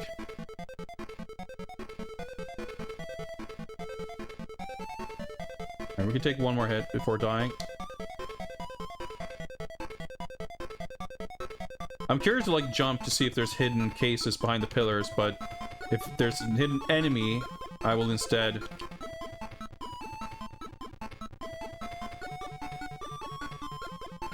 potentially jump, like, right on top of their bullets, which is not a good thing.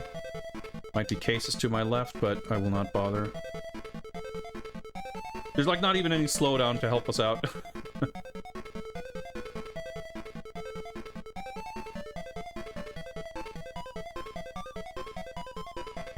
Nice, we got it. Like some Steam Deck now and then. Yeah, like, everyone says the Steam Deck is amazing, but, like, I just couldn't, like, imagine ever using it. I would spend so much money, and it's, like, so huge and heavy and clunky. Alright, final stage. Before the proper final mission.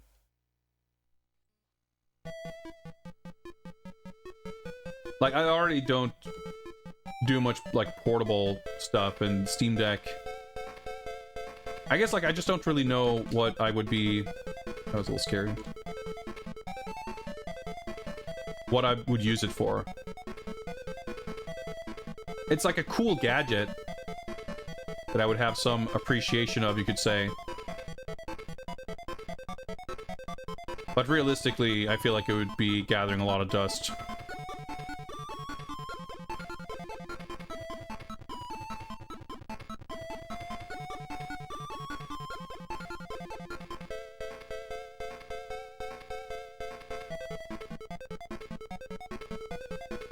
Dude, this is fun.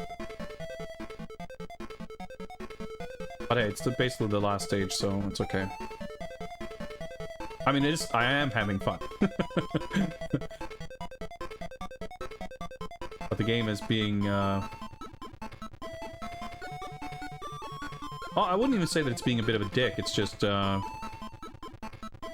showing less restraint.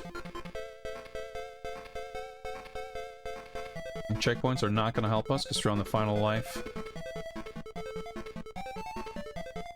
I remember these dudes tend to like depending on how you time your ascent, they can kind of show up behind pillars.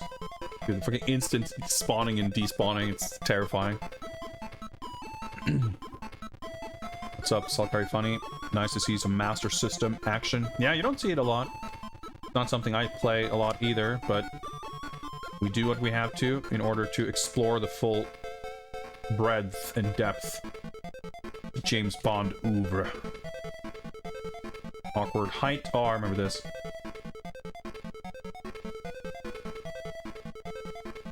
Okay. I can't really pause easily. Making it a little scary to read chat.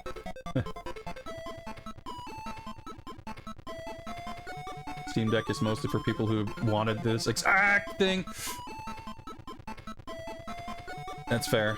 Fuck. Ugh, I fucking touched the flame. Oh, this is literally the worst case scenario.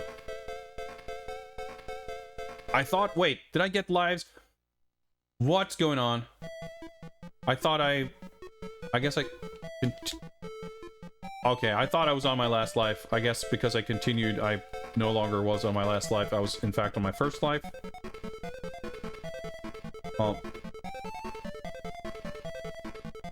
I guess we'll see if we... We'll see what happens. So I want to say that in our last attempt, we were at like 300 Q cases or something. Which seems weird that I would have gotten that many this quickly. I continued late enough to have 0 hostages. So we'll see how it counts all that on this attempt. I mean, I like the idea of a handheld in theory. It's just that whenever I've had them, I end up just like not using them much.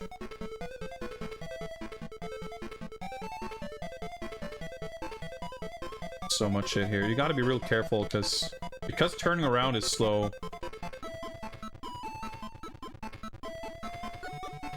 It can be quite dangerous to like discover too late that you've jumped too far.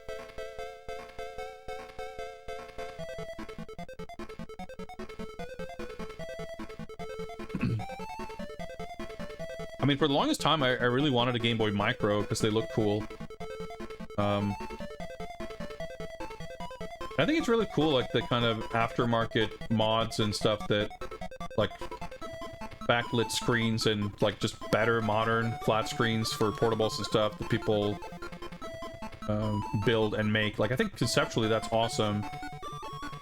And part of me would love to have, like, a GBA with a modern screen and battery and stuff, but I don't know, realistically, I don't feel like I could justify the money, and I definitely would not trust my ability to assemble that kind of thing.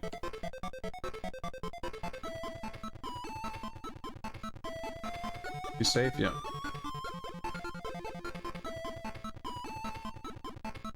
Ladder 4, I feel like that's a trap.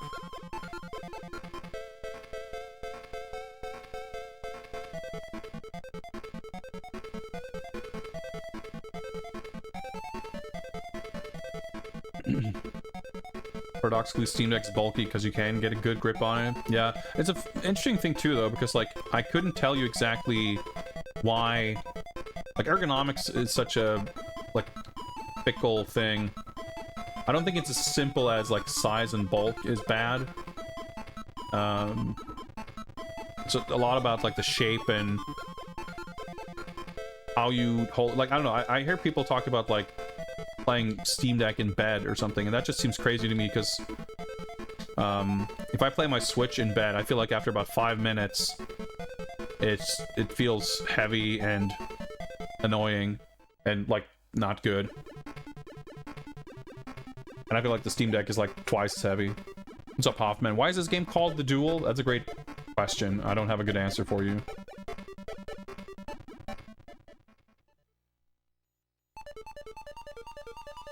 Radiation warning. 007, you have a limited time to rescue hostages and exit the shuttle bay. So let's see how much we get here. 78 Q cases. Wait, I got 12 seconds for 0 hostages. 50, yeah, we have less time. Okay, so we got 52 or 53 seconds. I must have used to continue. Yeah, we used to continue in the final stage, didn't we? Because I mentioned that it was like the worst. No. I thought I did, but then I did. Oh, well, whatever. 4-2 or something. Oh, yeah. Oh.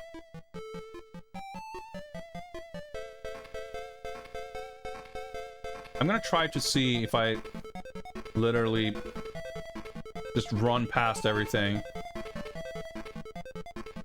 So enemies are slower to react on this difficulty. Oh shit, I didn't mean to grab the ladder. I didn't realize I would. Alright, so this was a bad path here. I just want to see if I can reach the exit. Alright, okay. Long ladder. You still get the complete timer.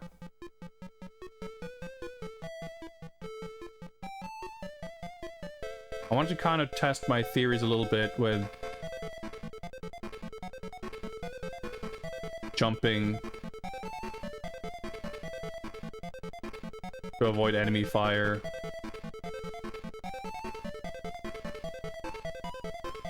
Alright, that's the... Or you don't want to drop down.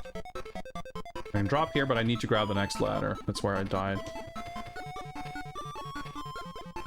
Luckily, the hostage doors, like, give a bunch of slowdown.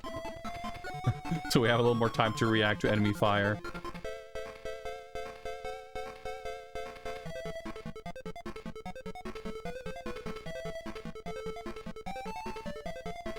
The pillar enemies.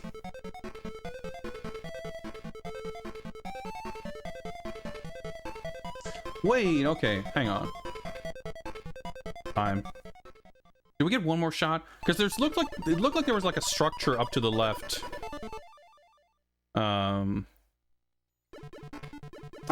That was it. Okay.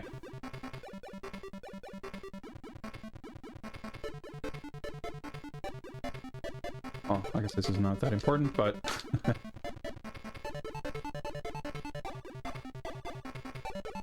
it didn't look like there was any, like, I don't know.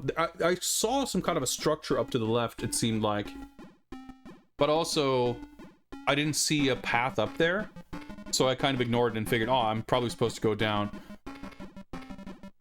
But I don't think I would, like, be supposed to do a blind jump off screen to finish the stage. Possibly. But what seems more likely to me is that there is something that you need to exit the level that is not present because I did not rescue the hostages. Like, that's a bold speculation I'm making there, but it's the best answer I can come up with for why there was no obvious exit. But the stage is not super long.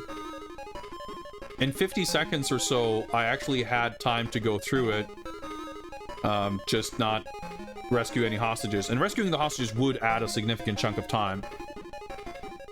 But I had the impression, after we got here last time, that I would need to 1cc the game, basically. And now I'm thinking, well, if I game over at some point in the, like, if I don't game over in the final stage, if I game over at some, like when I took that death to get that intentional game over on 3-2 or whatever, if that had been the last continue I used, I would have had a lot more time. I would have had hostages. So it could have worked out. Now we are playing on easy, of course, which gives us more hit points per life, which is, it makes a crucial difference. But all the deaths I took were, for the most part, really sloppy. Well, not all of them, but most of them. So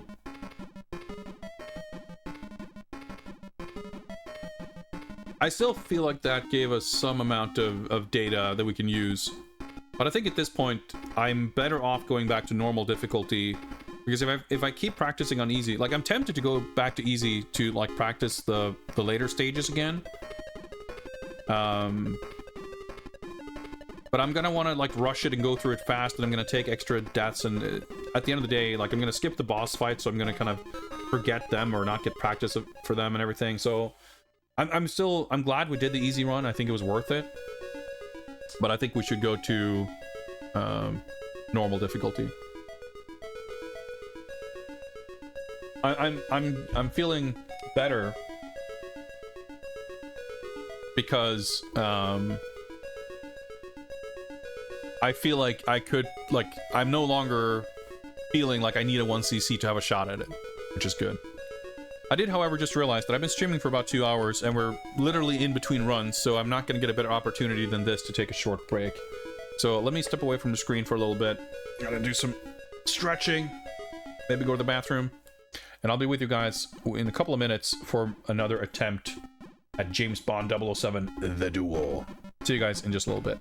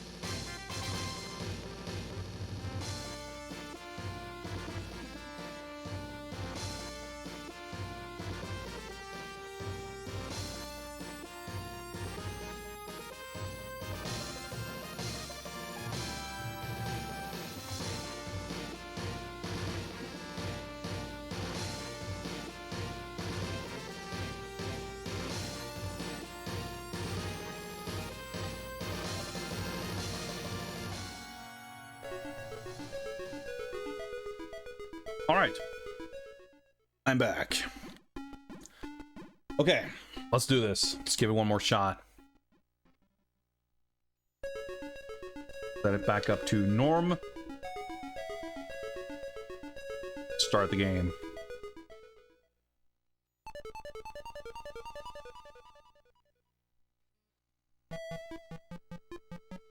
So I'm not gonna try to get too cute and clever. Taking some sort of smart shortcuts or something. And see how well we can do. No, I think I do normally jump over here.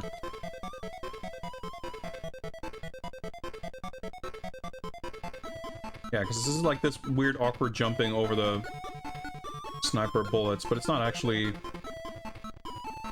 that hard. Just look, I mean, like, it's, I don't know that I've ever gotten hit there. It just feels scary.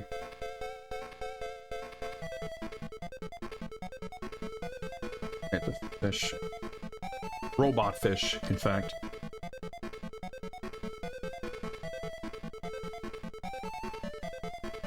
There's a crate.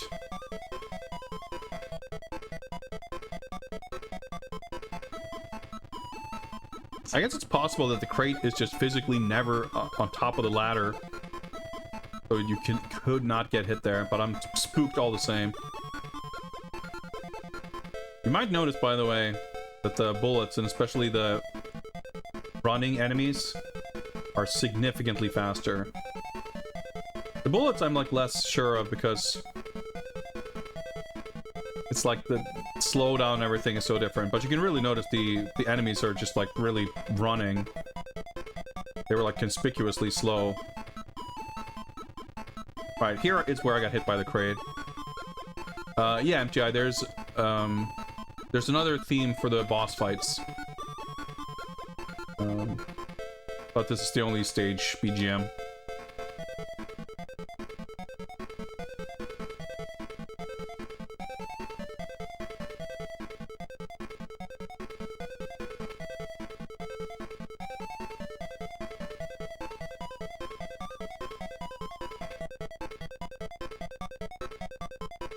The enemies run faster, but they still have to get pretty close before they start opening fire. It's just, obviously, they'll get there sooner when they run faster.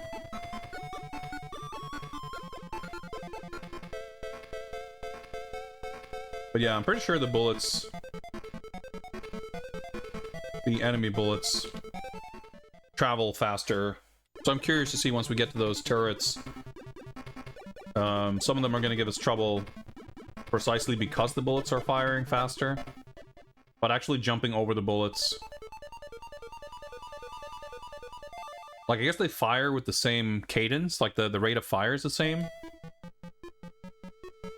So the slower bullets are, like, in a way more dangerous. Because the time after shooting those bullets... like, they spend more time on screen... before the turret readies its next shot. Yeah, we're just shooting sailors. This is, like, the evil professor's operation or whatever, so we can assume them to be bad guys, but it is very funny the way the manual describes it too, right? Like the enemies, when it tells you like how many points you get for each baddie, where it's like, yeah, shooting like sailors, commandos, firemen, and scientists are the 4 enemy types. I don't know why the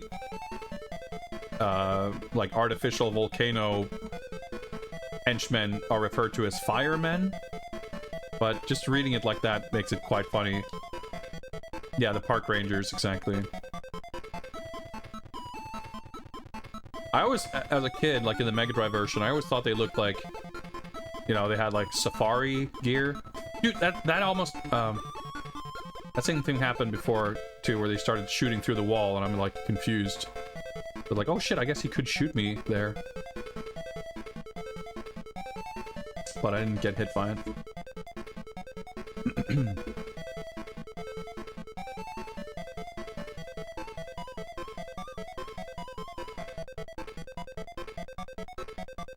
The 1940s milkmen. Yeah, you can just run off there. Yeah, like the milkman assassin from, was it Living Daylights? I think so.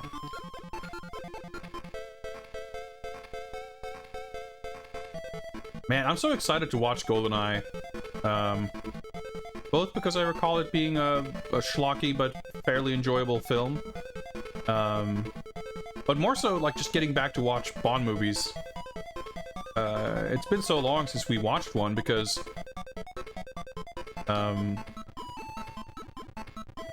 it must have been License to Kill, right? Because there's been a bunch of games... No, actually, The Spy Who Loved Me was after that, I think. But there's been a bunch of games in between with, like, James Bond Jr. and some other stuff that didn't have movies attached to them. So I haven't had the the opportunity or the occasion to watch a Bond film in a while. And it's gonna be fun because after, like, starting from GoldenEye,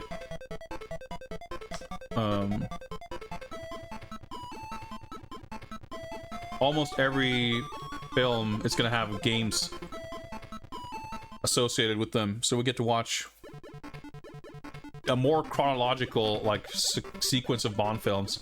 Because up to this point, like, The Living Daylights and License to Kill are really the only ones that had, like, where the movie came out and the game came out. Otherwise, it's, like, been a kind of eclectic mix of, like, View to a Kill, I guess, yeah. But then in the middle of that, you had View to a Kill, and then Goldfinger, and that, like, it was kind of a little bit all over the place. Live and Let Die. Like, more often, we got games based on Bond films from, like, 15 years before the game.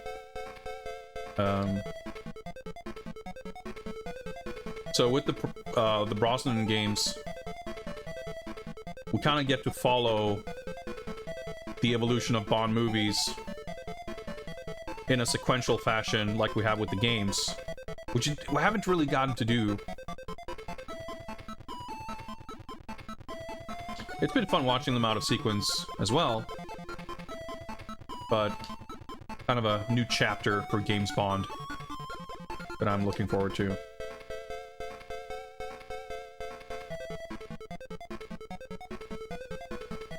Okay, I guess I'm safe just standing.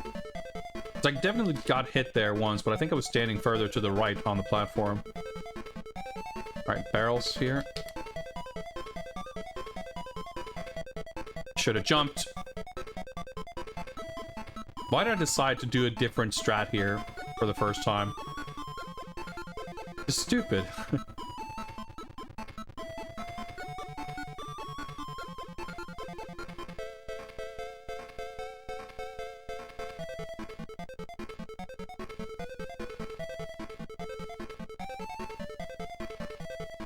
Yeah, that's right. You usually have to stop, like, in between.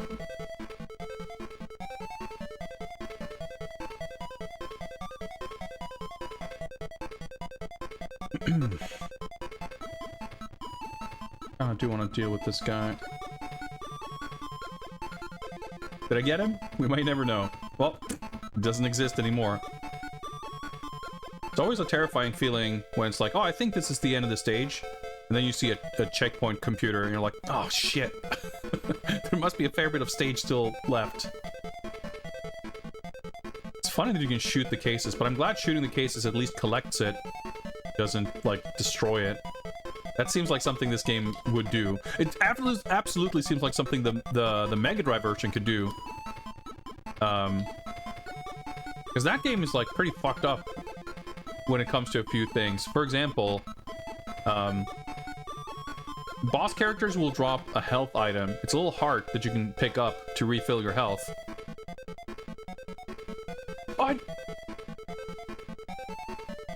I remarked, or I didn't remark, but I was thinking about remarking on the fact that that fish, like, it's very close to hitting you.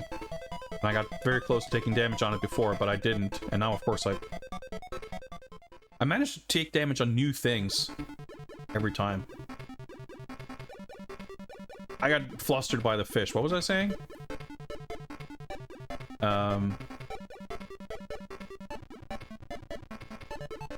What was I talking about? I don't even know. I need to focus.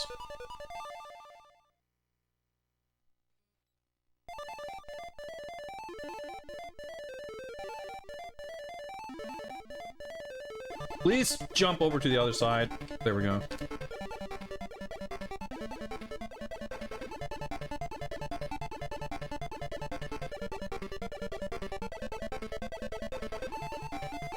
Yeah, here's the other music, by the way. Boss fights are sick. And this is easily the... Oh, fuck! It's too quick. This is by far the most difficult boss. Shit. So not only did we take a death here, but it's worth noting that, the hits, like, you don't get any kind of refill of health between stages. And even though we took a death now, the boss fight deaths are, like, on their own account.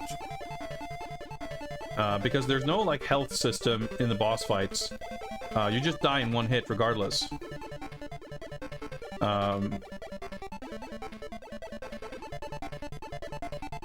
But when we get to stage 2, we're gonna start with 0 health. Yeah, the music's cool. Just gets slightly repetitive. Ah, sick. Okay. I aimed for the 2000 and I got 3 dudes. Because I noticed, like, when I tried to aim for the 3 dudes, I always got, like, 1 or 2 item slots before it. Right, so the little dudes make it look like you're gonna get health, right?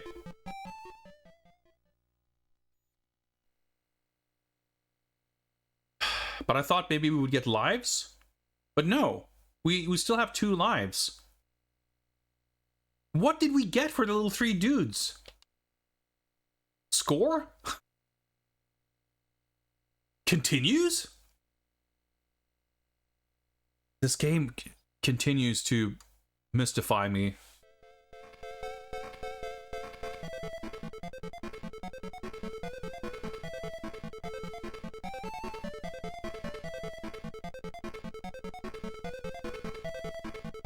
Well, we're gonna keep going because, like I said before, I think even if we game over, I mean, especially if we game over here,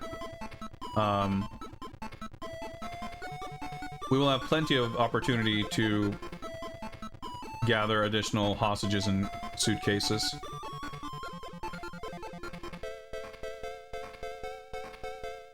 But I will, of course, continue to play under the assumption, or with the hope,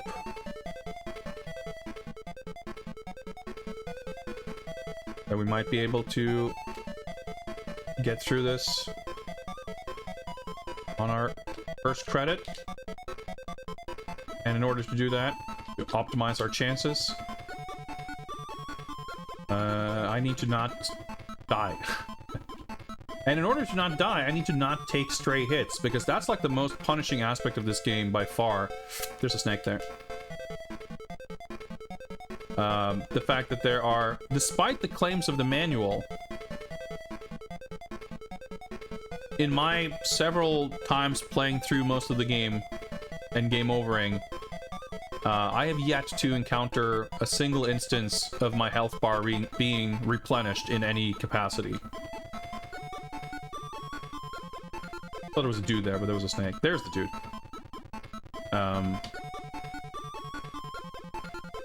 Like, in the Mega Drive game, it's somewhat punishing, too. Very punishing in some ways. But every time you rescue a hostage, you get health back. Every time you clear, like, defeat one of the villains, they drop health, which, if you're lucky, you can collect and get, I think, a full health refill. And every time you clear a stage, I'm pretty sure you start the next stage with full health. I think even planting the bomb at the end of each stage gives you a health refill. Because the way that game works, you rescue hostages on each stage, and then once you've rescued the last hostage, like, it sort of activates a bomb that you can, well, it doesn't activate the bomb, but it spawns the bomb, I guess, and you can then activate it.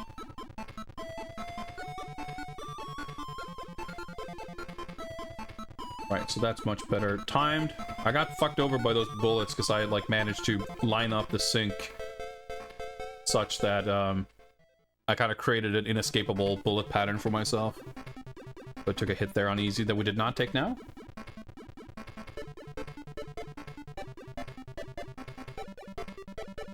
So we took a death on Jaws.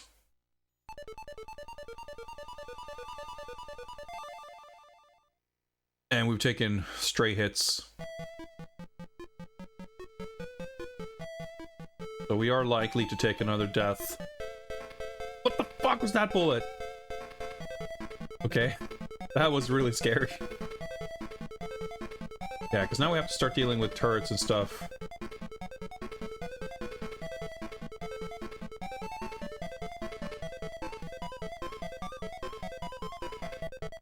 That was really close. I wanted to do... It's not worth it. I think that's probably gonna, like, be out of the picture before it's gonna cause any more harm.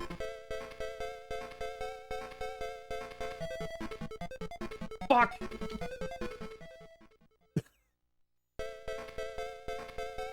Okay.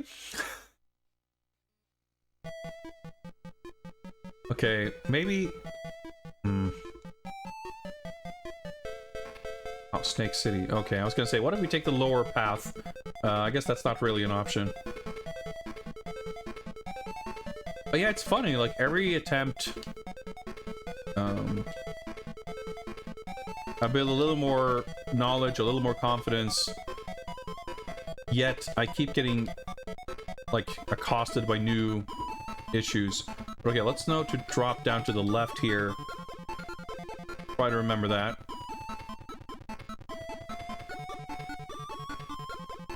Do the guys return? I don't know, it's mysterious. Ooh, okay, there we go.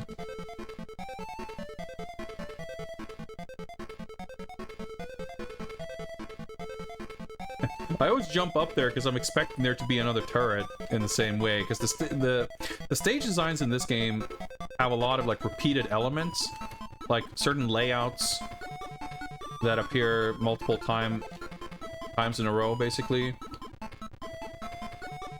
which is kind of cool because sometimes it helps you, kind of gives you the ability to predict some patterns.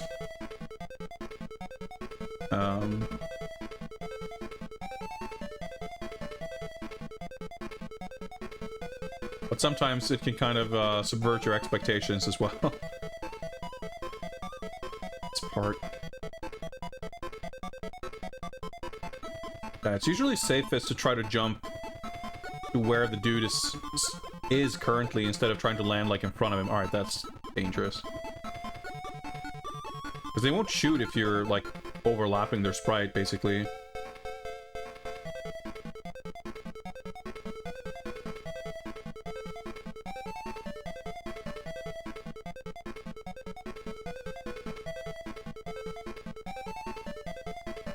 Nice. I don't know if that gets in the way, but... Okay, no turret on screen at least, but there might be one. Probably wait. The dude.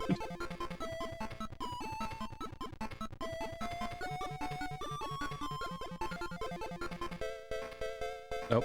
Yet again, a checkpoint. Alright, so here's the boss. Well, it's not the boss exactly, it's... Oh yeah, there's a turret on the left, otherwise. That's the one I shot.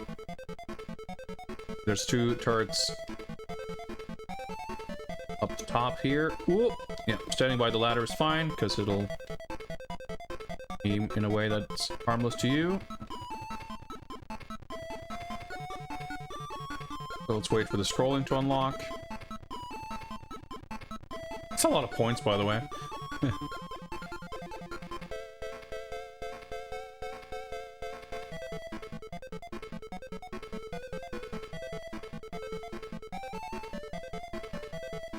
And you're safe on the ladder.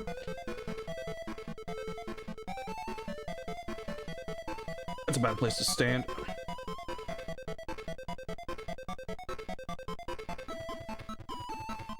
Good thing that thing started shooting, so I was acutely aware of that turret being there.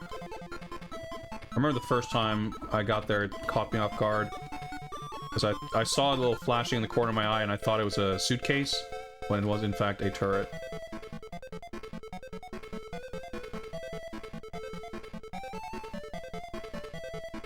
Right, we're pretty much by the exit.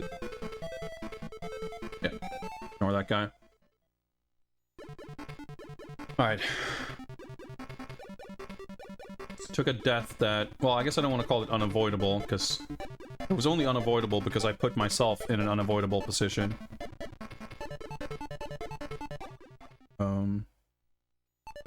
But it's, yeah, it's kind of tricky to memorize the level layouts to some degree, specifically because it's kind of, not repetitive, but just, well, I mean, I guess it kind of is, but there's a lot of visuals that are kind of the same.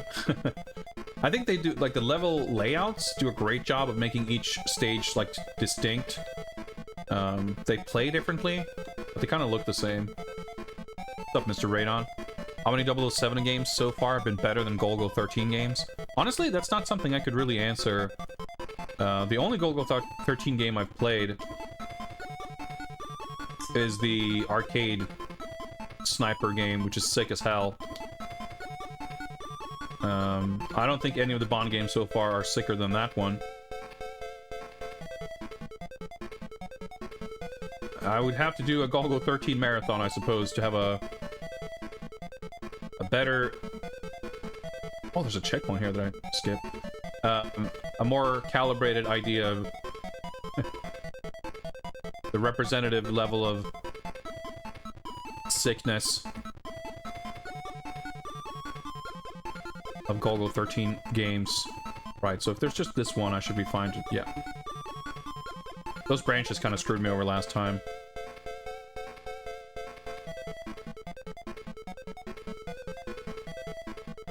But I think so far, as far as Bond games go, there have been very few real stinkers. There have been a couple. But thankfully, very few games that have been a complete chore to play.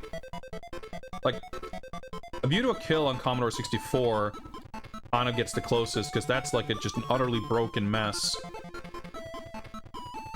But even that game had not only an awesome Sid rendition of the movie theme song, it also had a lot of interesting ideas and ambition. Fuck, I just got a low jump for some reason. Yeah, always just safer to jump towards the enemy.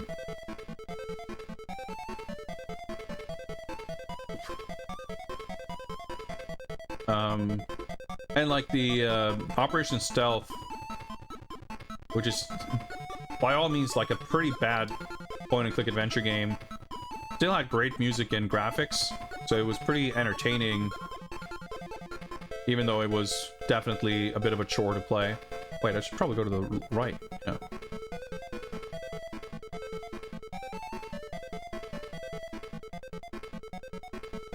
So most Bond games have had like something of interest to offer.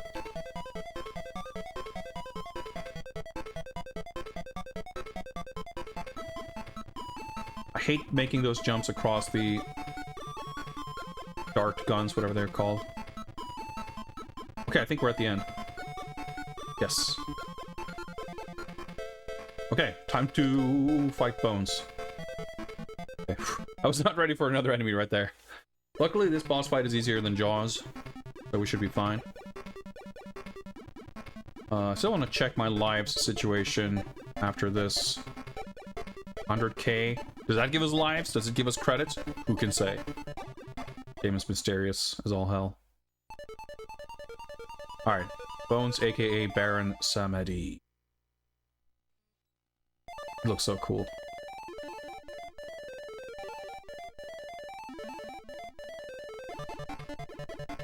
Like, all the characters look sick, but this guy... I mean, he just looks sick, period. He also happens to have a very well-drawn sprite of him.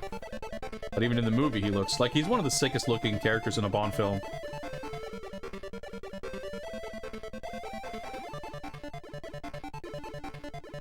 I love the little animation. Yeah, it's funny that he spawns up there, because not only does he not pose a threat, I also cannot even get up there. You may be thinking, having just watched me do a platforming level, that Bond is quite limber and can jump very high, but on the boss levels, your jumping physics are totally different. For God knows what reason. Like, I can only assume that some other dude programmed the boss fights. Because, like, you don't have health, your jumping is different, you cannot use sub-weapons. Ah, I think I was too early. It's... yeah, shit. It's weird. Yeah, for some reason, in this game and the Mega Drive version's manual, the Mega Drive version only just, like... it doesn't have boss fights, the villains just kind of appear in the stages. So you never see the names of them in-game, but in the manual, it gives a little... I was gonna say profile, I don't think they do that much, but they mention the bosses by name. And in that game too, he's referred to as Bones. And, Mayday is referred to by a different name too, but I forget what it is. And she is regrettably not in this version at all. But yeah, like, out of the 4 villains featured in the game, 2 of them are featured under a different name. Which is kind of strange. Yeah, and Mayday's, like, she's a cool character, so, like, she's just cool, period. But also her sprite is really... I mean, I guess it's hard to say that her sprite is the best. Because I think literally all 4 of the villains, their sprites are, like, super good. Like, Jaws has this great, like, backwards-leaning posture, this giant... all jaw.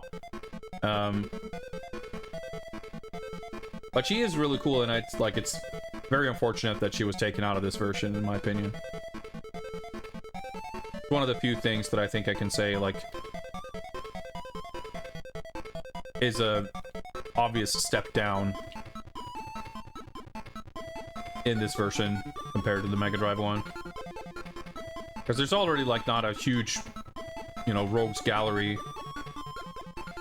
I mean, having a bunch of... it's like 1 per stage. Like, it's given the scope of the game, it's plenty.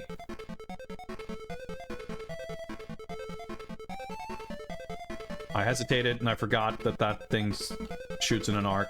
I screwed myself over. I was gonna say there's no checkpoints in this level, but I guess that's not this one. But yeah, like, if there's 4 villains and you take 1 of them out, like, that's a... pretty notable admission.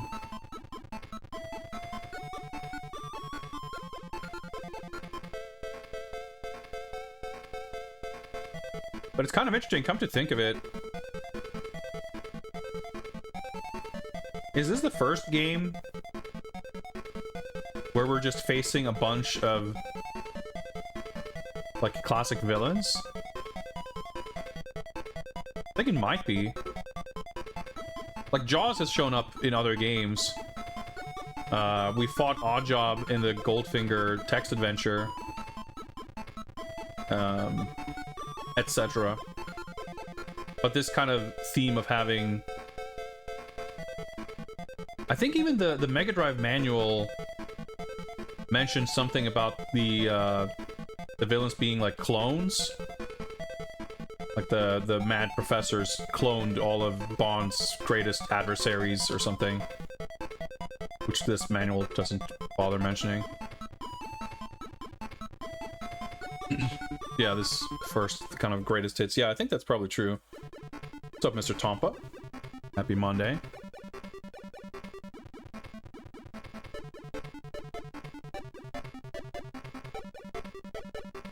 So that was what, 3-1?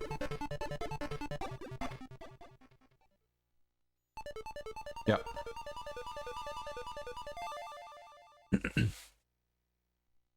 I guess that's true, MTI, like... I think it's more that, like... yeah, we're on our last life. We're actually about on par. So technically we are doing better because we've had fewer hit points here. We're pretty much on par. I took the death exactly the same as on our easy mode run. Well, we are on par then, because we game overed here that time too. I mean, the closest thing, of course, would be 007 Legends, which is the final game, which is literally like cherry-picking one movie per Bond actor to like recreate iconic villain fights, basically. Like, that's that entire game. Yeah, see, the cycle is just different. Yeah. I need to remember that the fireball and platform cycles are not in sync.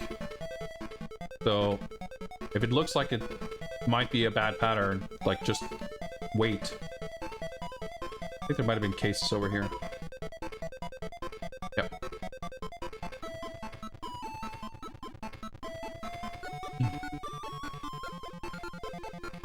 So it's not necessarily that I think there's a whole bunch of games where you go through this kind of greatest hits thing, whether it's villains or locations or set pieces or that kind of thing. But I feel like I expect like Jaws and Oddjob to like show up in a bunch of games.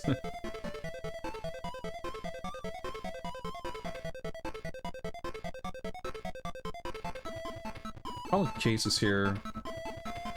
We'll probably die though. Well, not collecting those, I suppose, but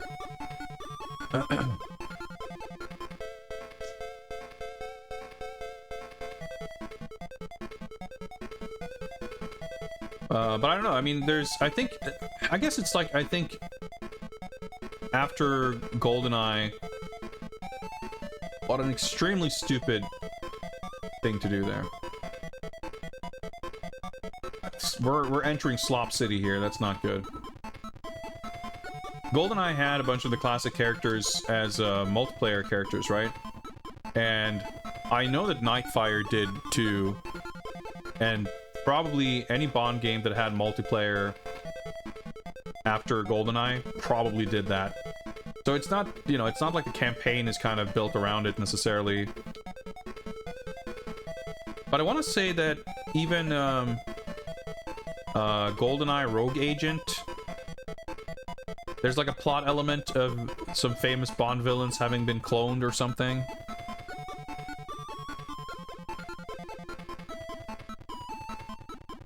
Some show up in the campaign. Yeah, that's kind of what I mean. Like, without having any particular recollections, I just kind of assume that we're gonna see, like, not this gigantic cavalcade of villains, but at least, like I said, Jaws and Oddjob, and maybe, you know, Baron Samedi, Scaramanga, maybe, I don't know, like, whoa. I mean, I guess it's like, you could argue that this game, it has the boss fights, but it doesn't really feel like the theme of the game is like reliving the greatest hits. Because it's got its own little story campaign with the mad professor on his tropical island. Like, it would count for sure. But I guess it's more that, like, well, it's not based on a particular movie. You could just put a bunch of nondescript villains or have him fight off... Oh shit, I didn't think I would stand on, I don't know, vehicles and robots and whatever. But it's obviously way more fun to put a bunch of Bond villains in there.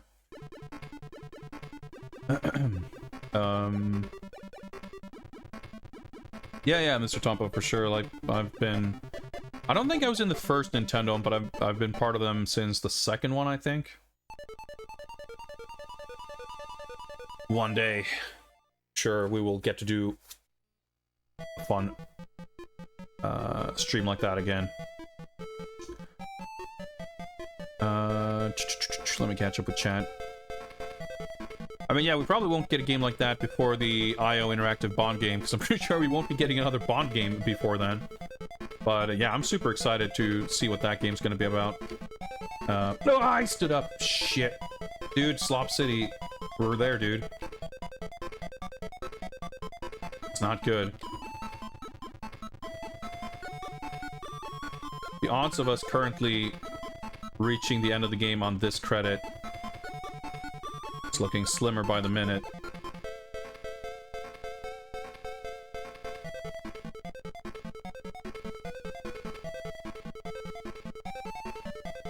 I think there's cases here, but we have to go right. Yeah. I hate when they run off screen like that, because you never know. Invincible fake crouch frames. I totally missed that there was a hostage here, so good thing we're grabbing her. But yeah, the chances of us surviving with this hostage intact for the final stage, slim to none. But we should still attempt. In fact, I didn't need to wait for this elevator. I could just drop down. Fireballs, that could have been dangerous.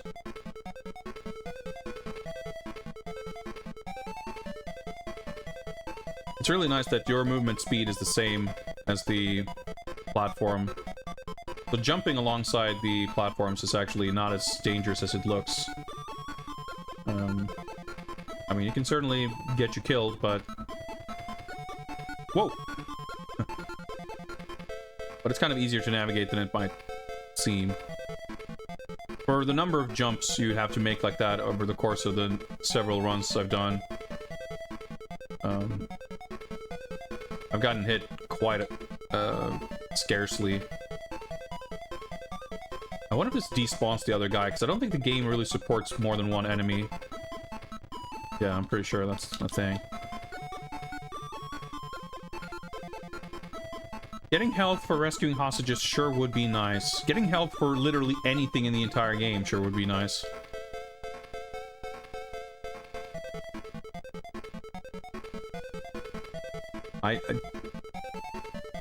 I feel personally slighted by the manual's claim that health points can be regained during the game. So I've yet to see evidence of this.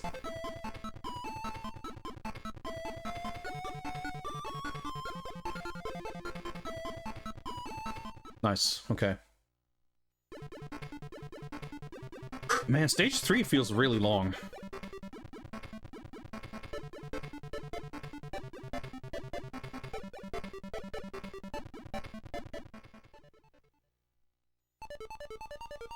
Oh shit, I didn't realize that I thought that was 3-2. Okay, remember the fireball. Also, touching Oddjob kills you. I always call him Jaws for some reason. That almost got us killed.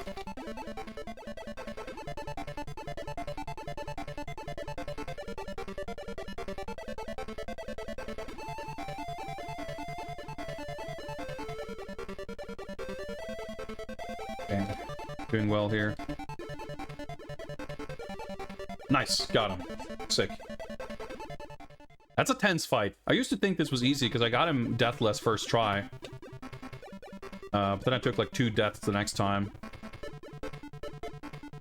Ah, too late. Well, I guess I don't know if the 3 little dudes is supposed to give us anything, so... I mean, we game overed once, and I guess I didn't pay too close attention, but I don't think it said we had like 4 credits. Which at this point is not gonna matter. The only thing that matters is getting to the final mission and having enough cases and hostages. To get a decent time. Because the way it works is the final mission is to escape the shuttle bay and rescue hostages under a time limit. And the time limit you have is based on how many hostages you've rescued. I freaked out because I just saw the turret.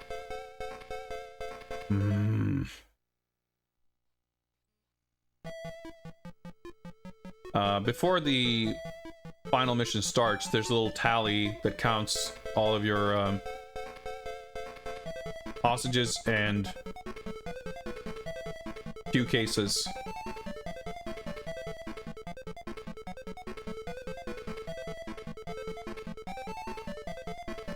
And it basically, based on how many you have, it adds up. It like fills up your timer. And I've made it to the final mission once on our most recent normal level playthrough, and once when I did an easy mode sort of practice run. Oh yeah, I have to get up there.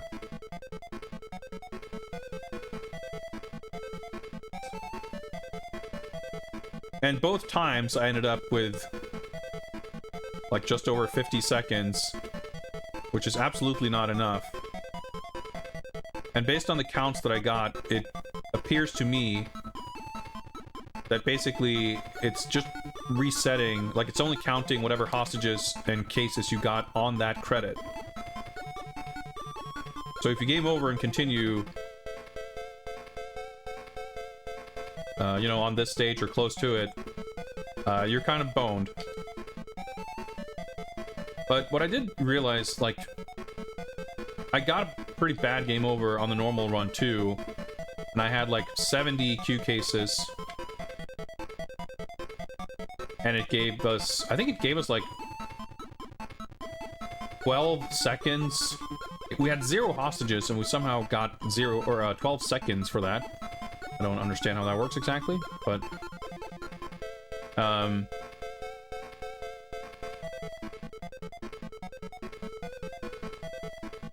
I think I managed to actually do that properly last time, but it's definitely one of the trickiest spots in the game.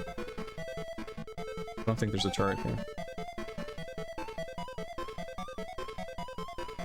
Basically, when I got to the final mission the first time, based on the limited time when everything we got, the feeling I had was that I need to 1cc the game in order to have a shot at getting enough time. But after that easy mode playthrough, I felt like, well, maybe not. Maybe you'll be okay if you continue on, like, level 3. You get those hostages on 3-3.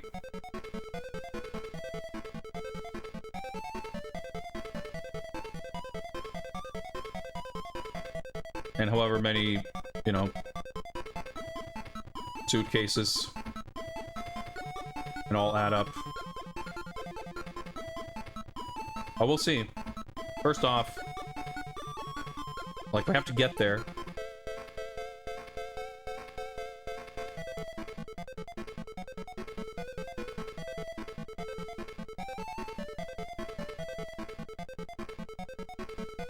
And it's more than a little tense. Level 4 is no joke.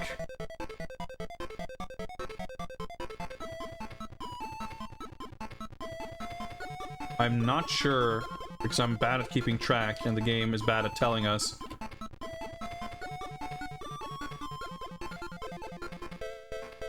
Okay, well, that makes sense. I was gonna say, I saw a checkpoint there.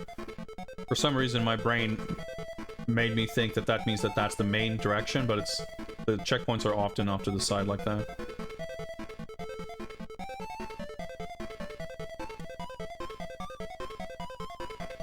So I'm not sure if this is our last life or not.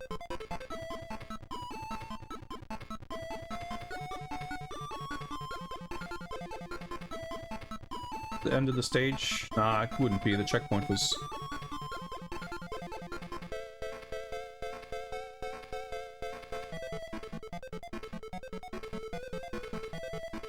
yeah, hidden pillar dudes.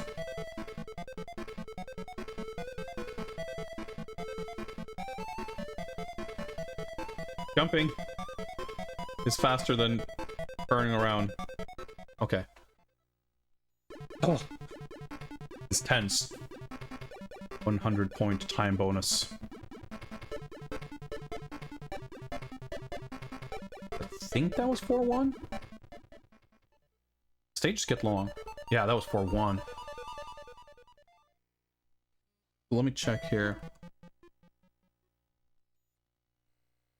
2 lives, okay.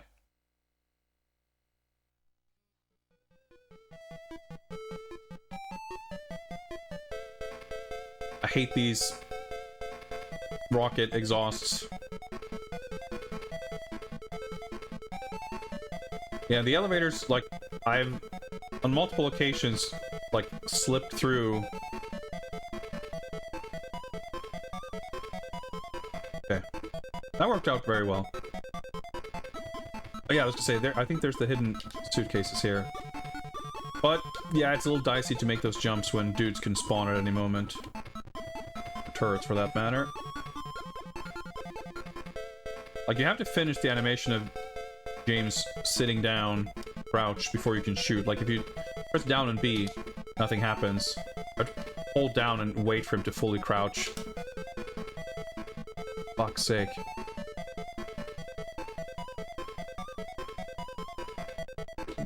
Okay.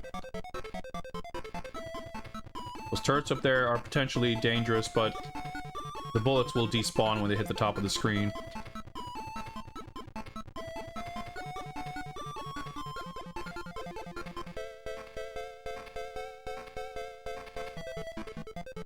Thing is, we're gonna have to run past at least one, I think 2 or 3 of those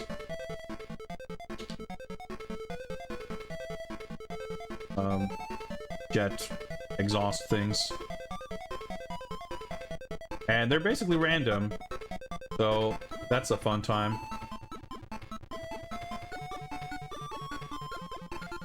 I don't know if we need to take out all these, but it makes me feel a little bit safer. Yeah, luckily you can start shooting and then hold down.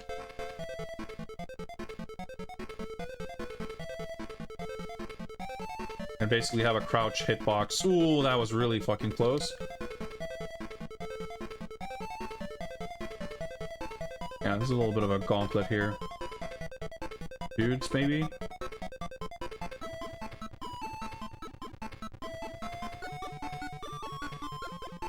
So scared of fucking fireballs coming from above, but I think if it's off screen, we'll be okay. Right!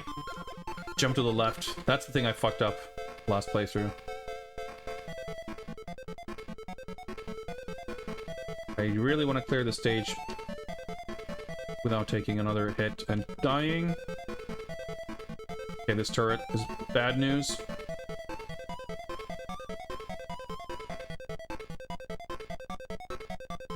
Yeah.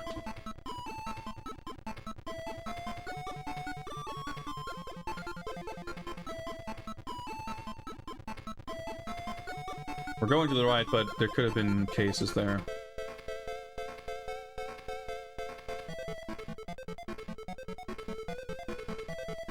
Yeah, this is really scary, because I don't think there's, like, much of a pattern to it. Whoa, okay. And, yeah, the enemy's causing a lot of slowdown. Makes it very perilous, because it's, like, really hard to gauge how much time you're gonna have. But yeah, that worked out surprisingly well.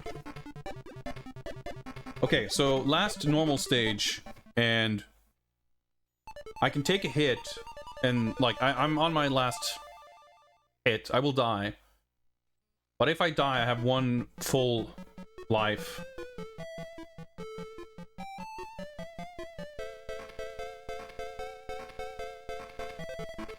So this is essentially doable.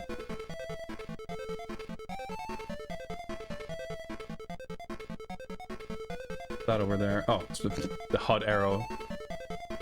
It's pointing us to the general direction of the exit. Kind of cool, because the stages do kind of... Each stage is kind of going in a different direction. Which also is like a great way to make the stages feel different. Right, there's some fucked up jumps here. Remember to not make big leaps. There's no way I can actually do this, right? Yeah. Oh, well, I mean, evidently. Because there's going to be, like, turrets shooting at us from multiple directions. So now we actually have even more leeway here, because the ladder's further away. Or the pipe, I guess. Right, because having to time the climb up here... Yeah, this, like, fucked us up. Because trying to do that while avoiding the turret was, like, damn near impossible. And there's gonna be dudes, yeah. Ooh, well, okay. Checkpoint up there. If we can touch that checkpoint, that's great news. But... nice. Okay, got it.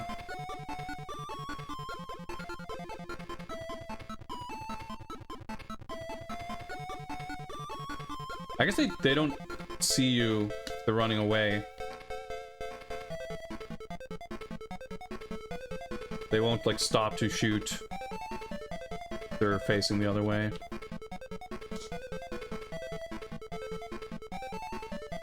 I know for sure there's gonna be, like, some trolley bits here. Yeah, like, I can't hit that. There's gonna be some other turret up there or something. Oh, okay, it's like this thing, that's right.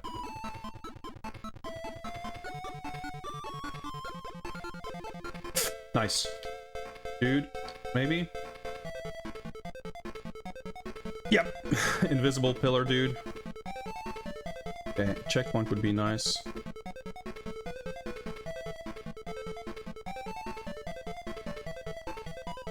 Nice, that thing doesn't hurt us. That is excellent to know.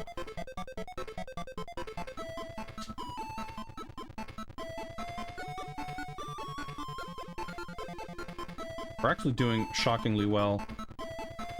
I don't know if there's more checkpoints.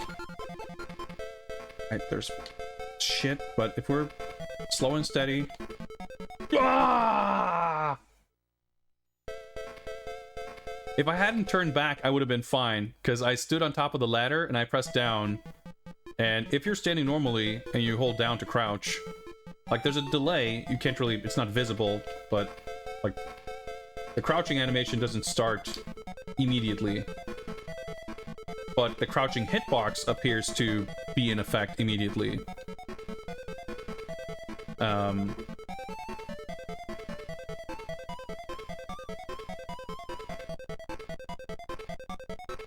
But the climbing down a ladder animation does in fact not have a smaller hitbox.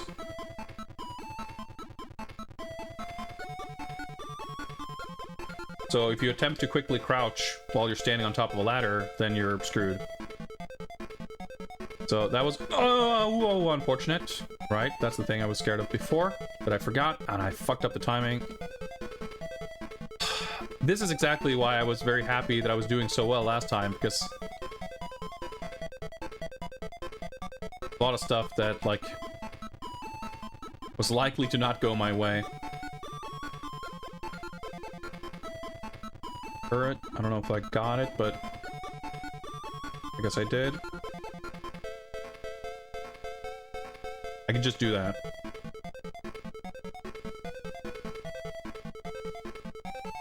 Okay. Perfect. I was gonna say, I don't remember where the turret is, so I don't know where I should be positioned to avoid its shot.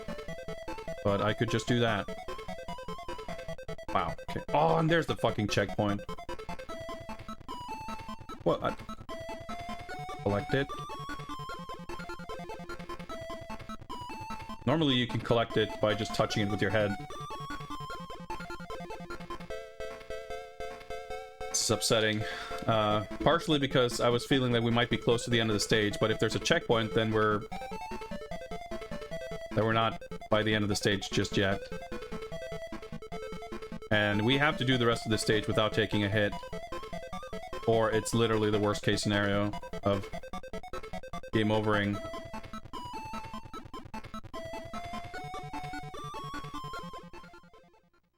See, when we were at that other part, we'll just do it and we'll get the practice. I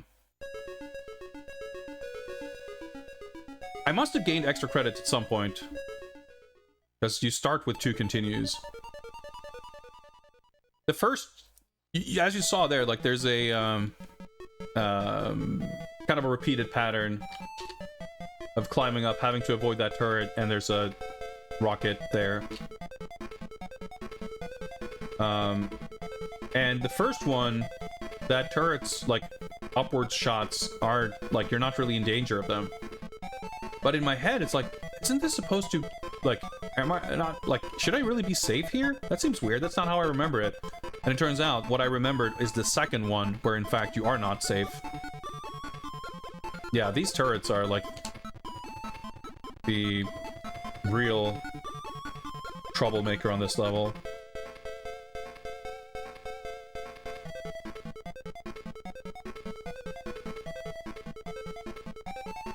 But we've still learned a lot of valuable information here. The fact that you can deal with these guys this way, you don't need to take risks trying to time the ascent to deal with this guy while avoiding the turret bullets. And these guys are also just like positioned in such a way. You know what? I'm gonna try something. I never use the sub weapons because it's just like a hassle. Also, I just noticed the timer froze again. I need to fucking replace live split. It's always giving me problems.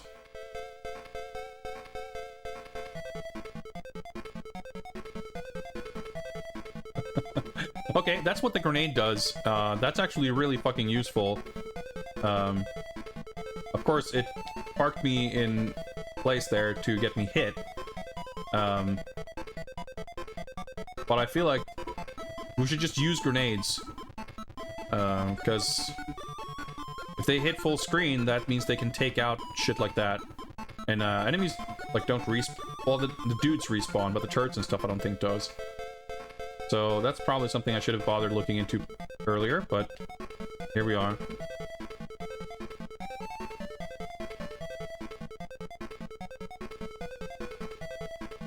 Yeah, see, that turret is placed in such a way that it's basically harmless. Oh, I was holding down there. Crouch frames did not have time to begin activating. We are fully back in Slop City for sure, but I guess I don't really care at this point.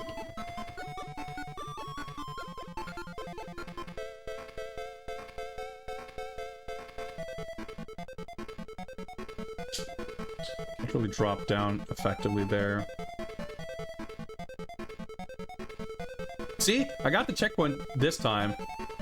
And if that had happened... Oh my god, it's infuriating.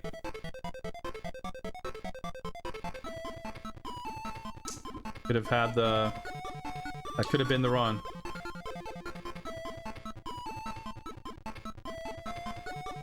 Huh. There's a case there.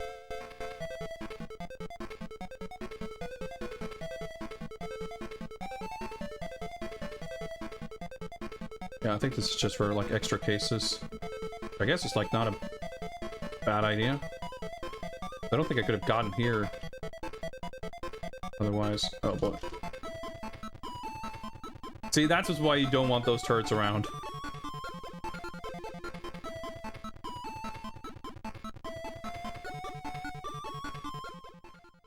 Yeah, I'm playing so carelessly now.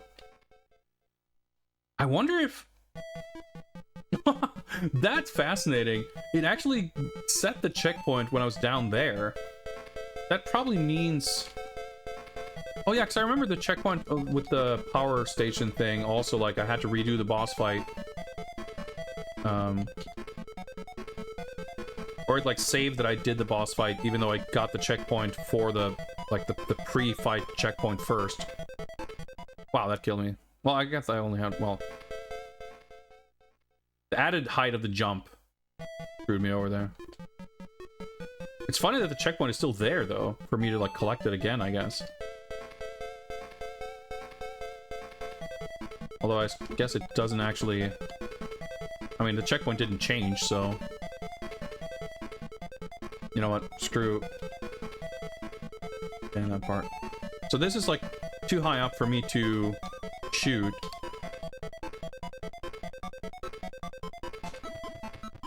But I can do this.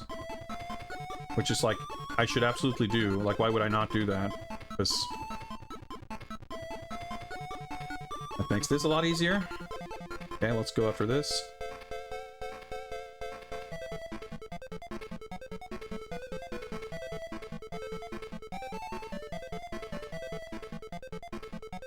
But yeah, in case it's not evident, you cannot shoot while jumping. That is something that is in the Mega Drive game, but not in this one. You can turn on a dime while jumping. But not fire your gun. Boy. Shit, I should actually... Okay. I'm safe here. Yeah, because that got me last time, I think.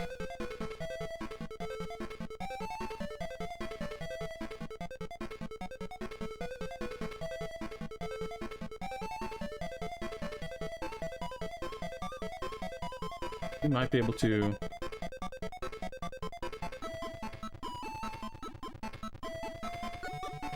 Actually, it would be probably useful, like, getting to the final stage, even though we won't be able to beat it. If we get 50-something seconds, it should be enough to speedrun past everything. And we can do that to help figure out, like, make one more attempt at figuring out what the exit of the level actually is. And see if we can piece together whether the exit will not be there if we don't rescue the hostages. Yeah, the scoring is a bit mysterious. Alright, let's see what the tally is. Radiation warning.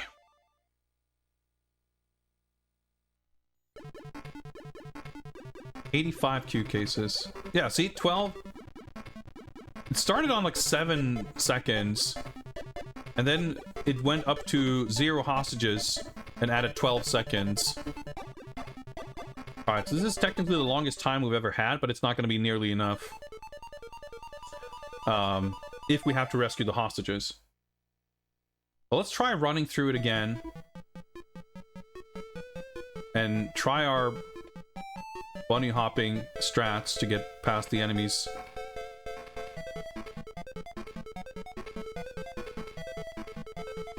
Oh, I didn't need to go up there.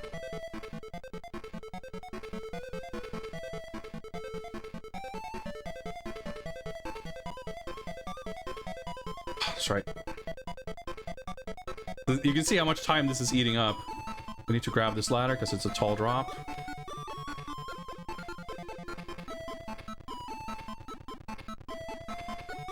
That third hostage, I think there's 3 hostages so far. Right.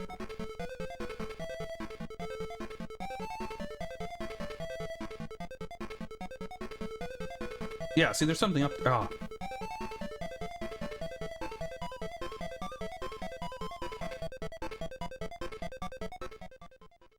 We might have done it.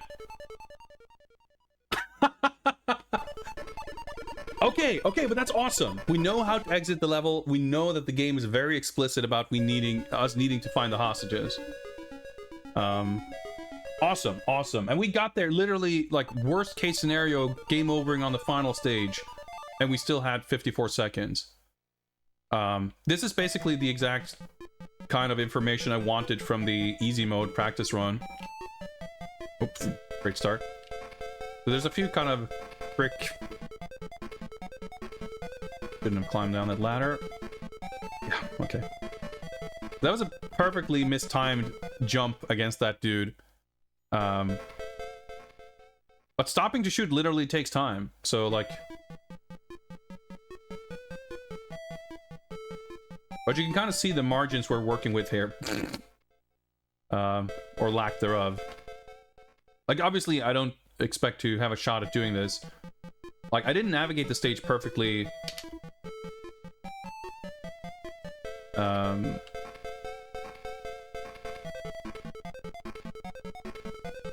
See that? Like, that cost us a little bit of time.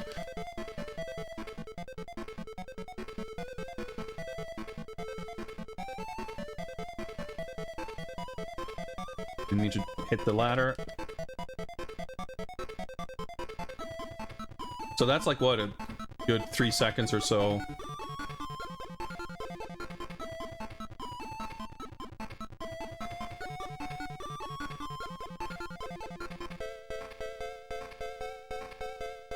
Should have jumped.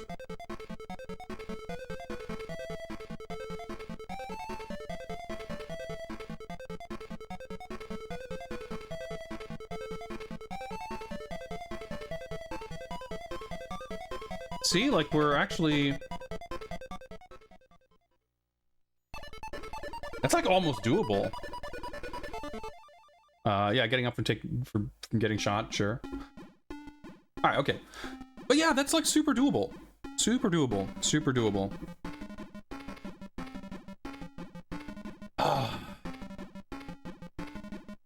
I'm frustrated right now because it's already like almost 20 past 9, and I think another attempt takes about an hour.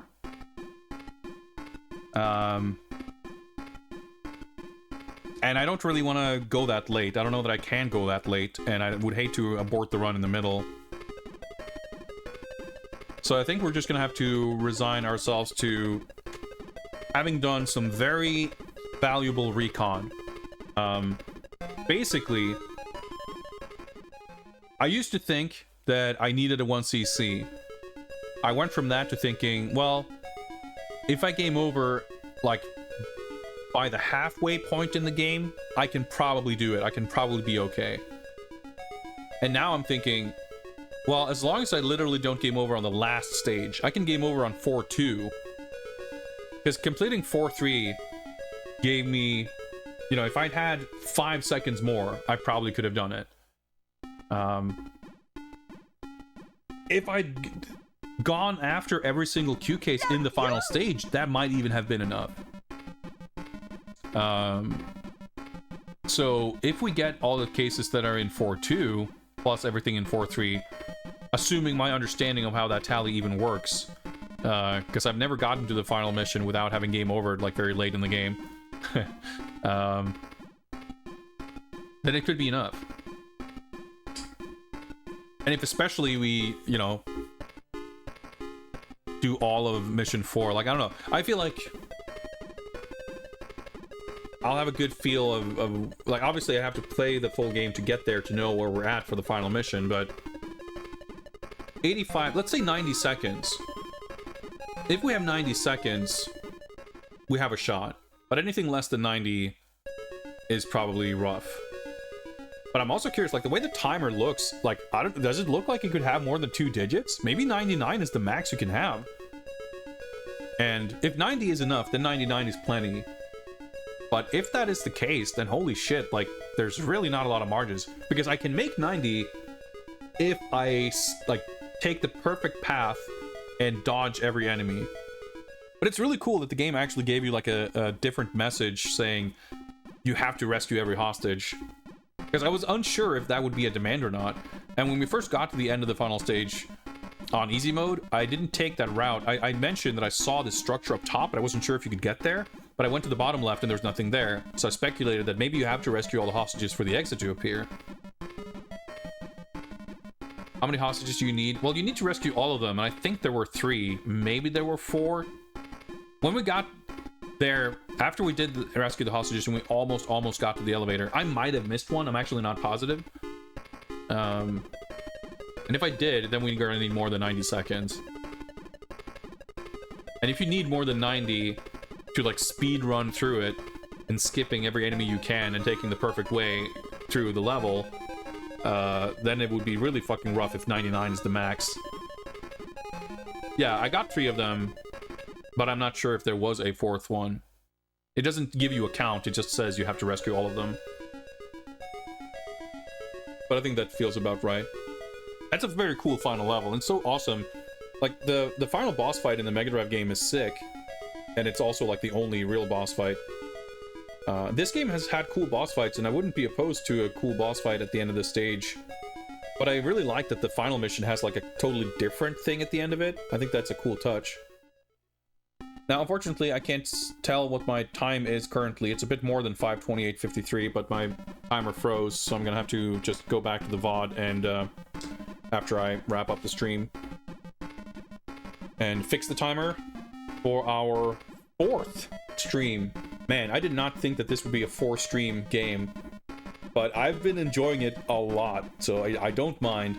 And to be fair, our stream number 2, we only played it for like an hour at the end of an 8-hour stream, so I was, like, totally exhausted anyway. But I'm feeling totally confident that I can do it. Because all it takes is not slipping up, and if I do slip up, just doing so with more fortunate timing than this time. Like, once I did get that game over in 4-3, I kind of gave up and I didn't really care, so I took another 2 deaths after that. But that's not indicative of how likely I am to take deaths at that point in the game, I don't think. On that very final life, like, I figured out a few things. Like, we learned how I can use the grenade.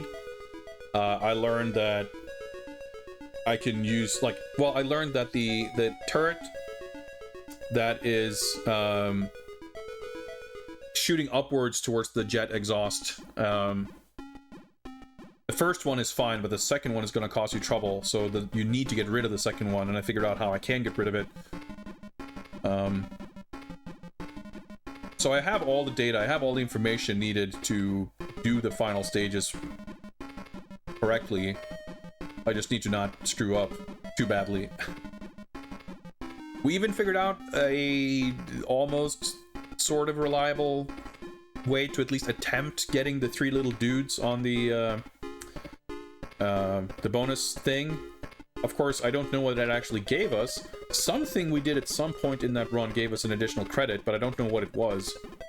And extra credits aren't really going to help us because I don't need more credits.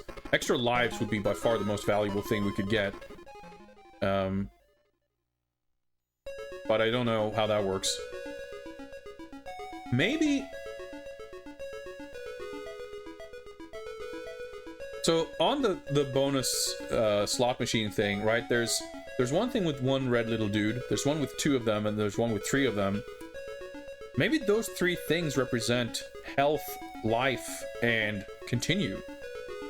Because when I got the one with 2 dudes before, I thought I would get 2 refilled health bars, but I didn't get health, and it seemed after the fact that, like, I might have gotten 1 or 2 lives from it.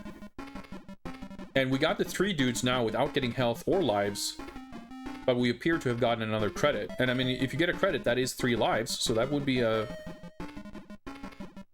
you know, somewhat reasonable way of representing that.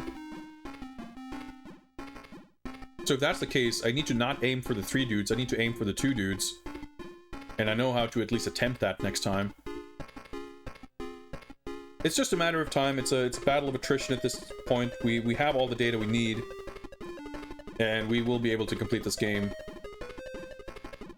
So I guess we'll aim to do that on Wednesday's stream. And I'll try to have 007 car chase ready. I mentioned that we might do that as a pre-stream, like pre-show thing for GoldenEye. But if we stream on Wednesday and I manage to complete this game first try, then we're gonna have a bunch of time to kill on Wednesday's stream. So that might be a good opportunity to check out 007 car chase as well.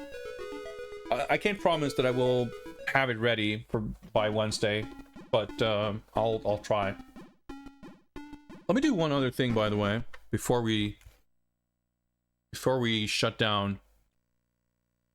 The thing I keep forgetting. So I don't do that, do I? No, okay. It's not what I meant to do.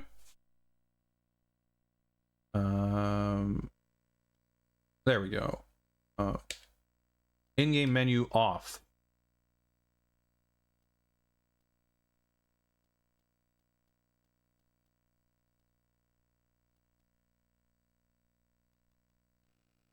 Oh, interesting.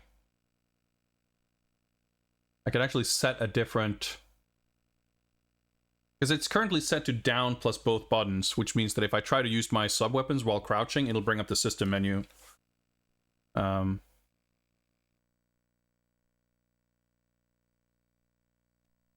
I guess I should... I can set it to that.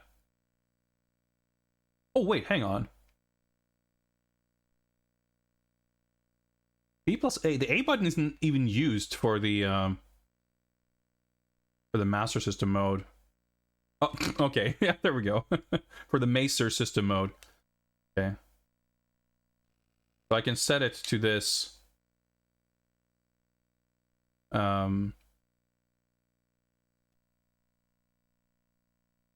But I can still have it disabled.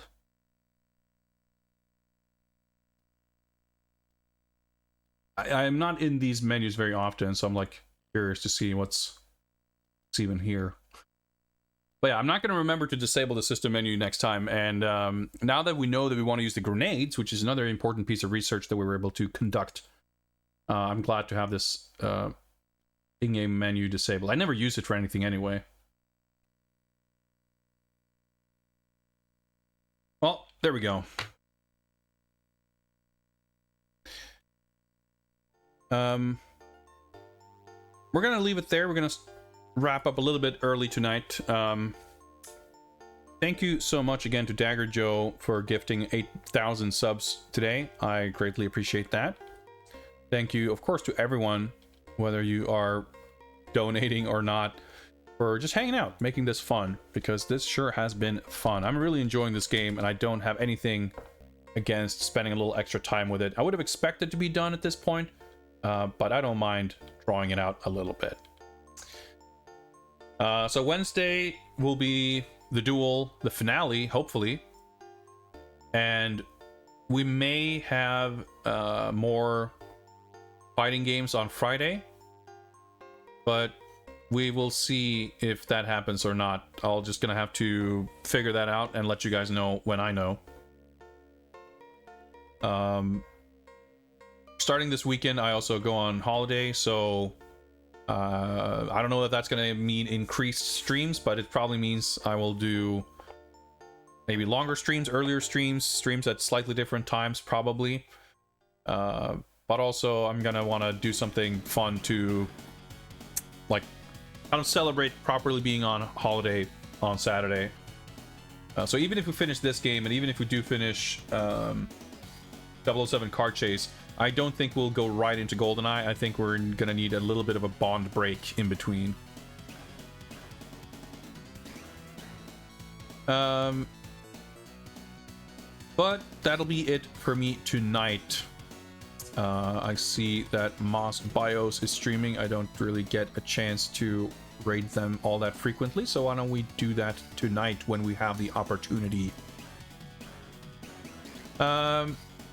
Just good people, so let's go say hi and hang out on what I'm sure is going to be another chill, comfy stream. I hope you've had a chill, comfy time here for that matter. Thanks again for hanging out, everybody. Please take care, and I'll see you guys next time. Bye.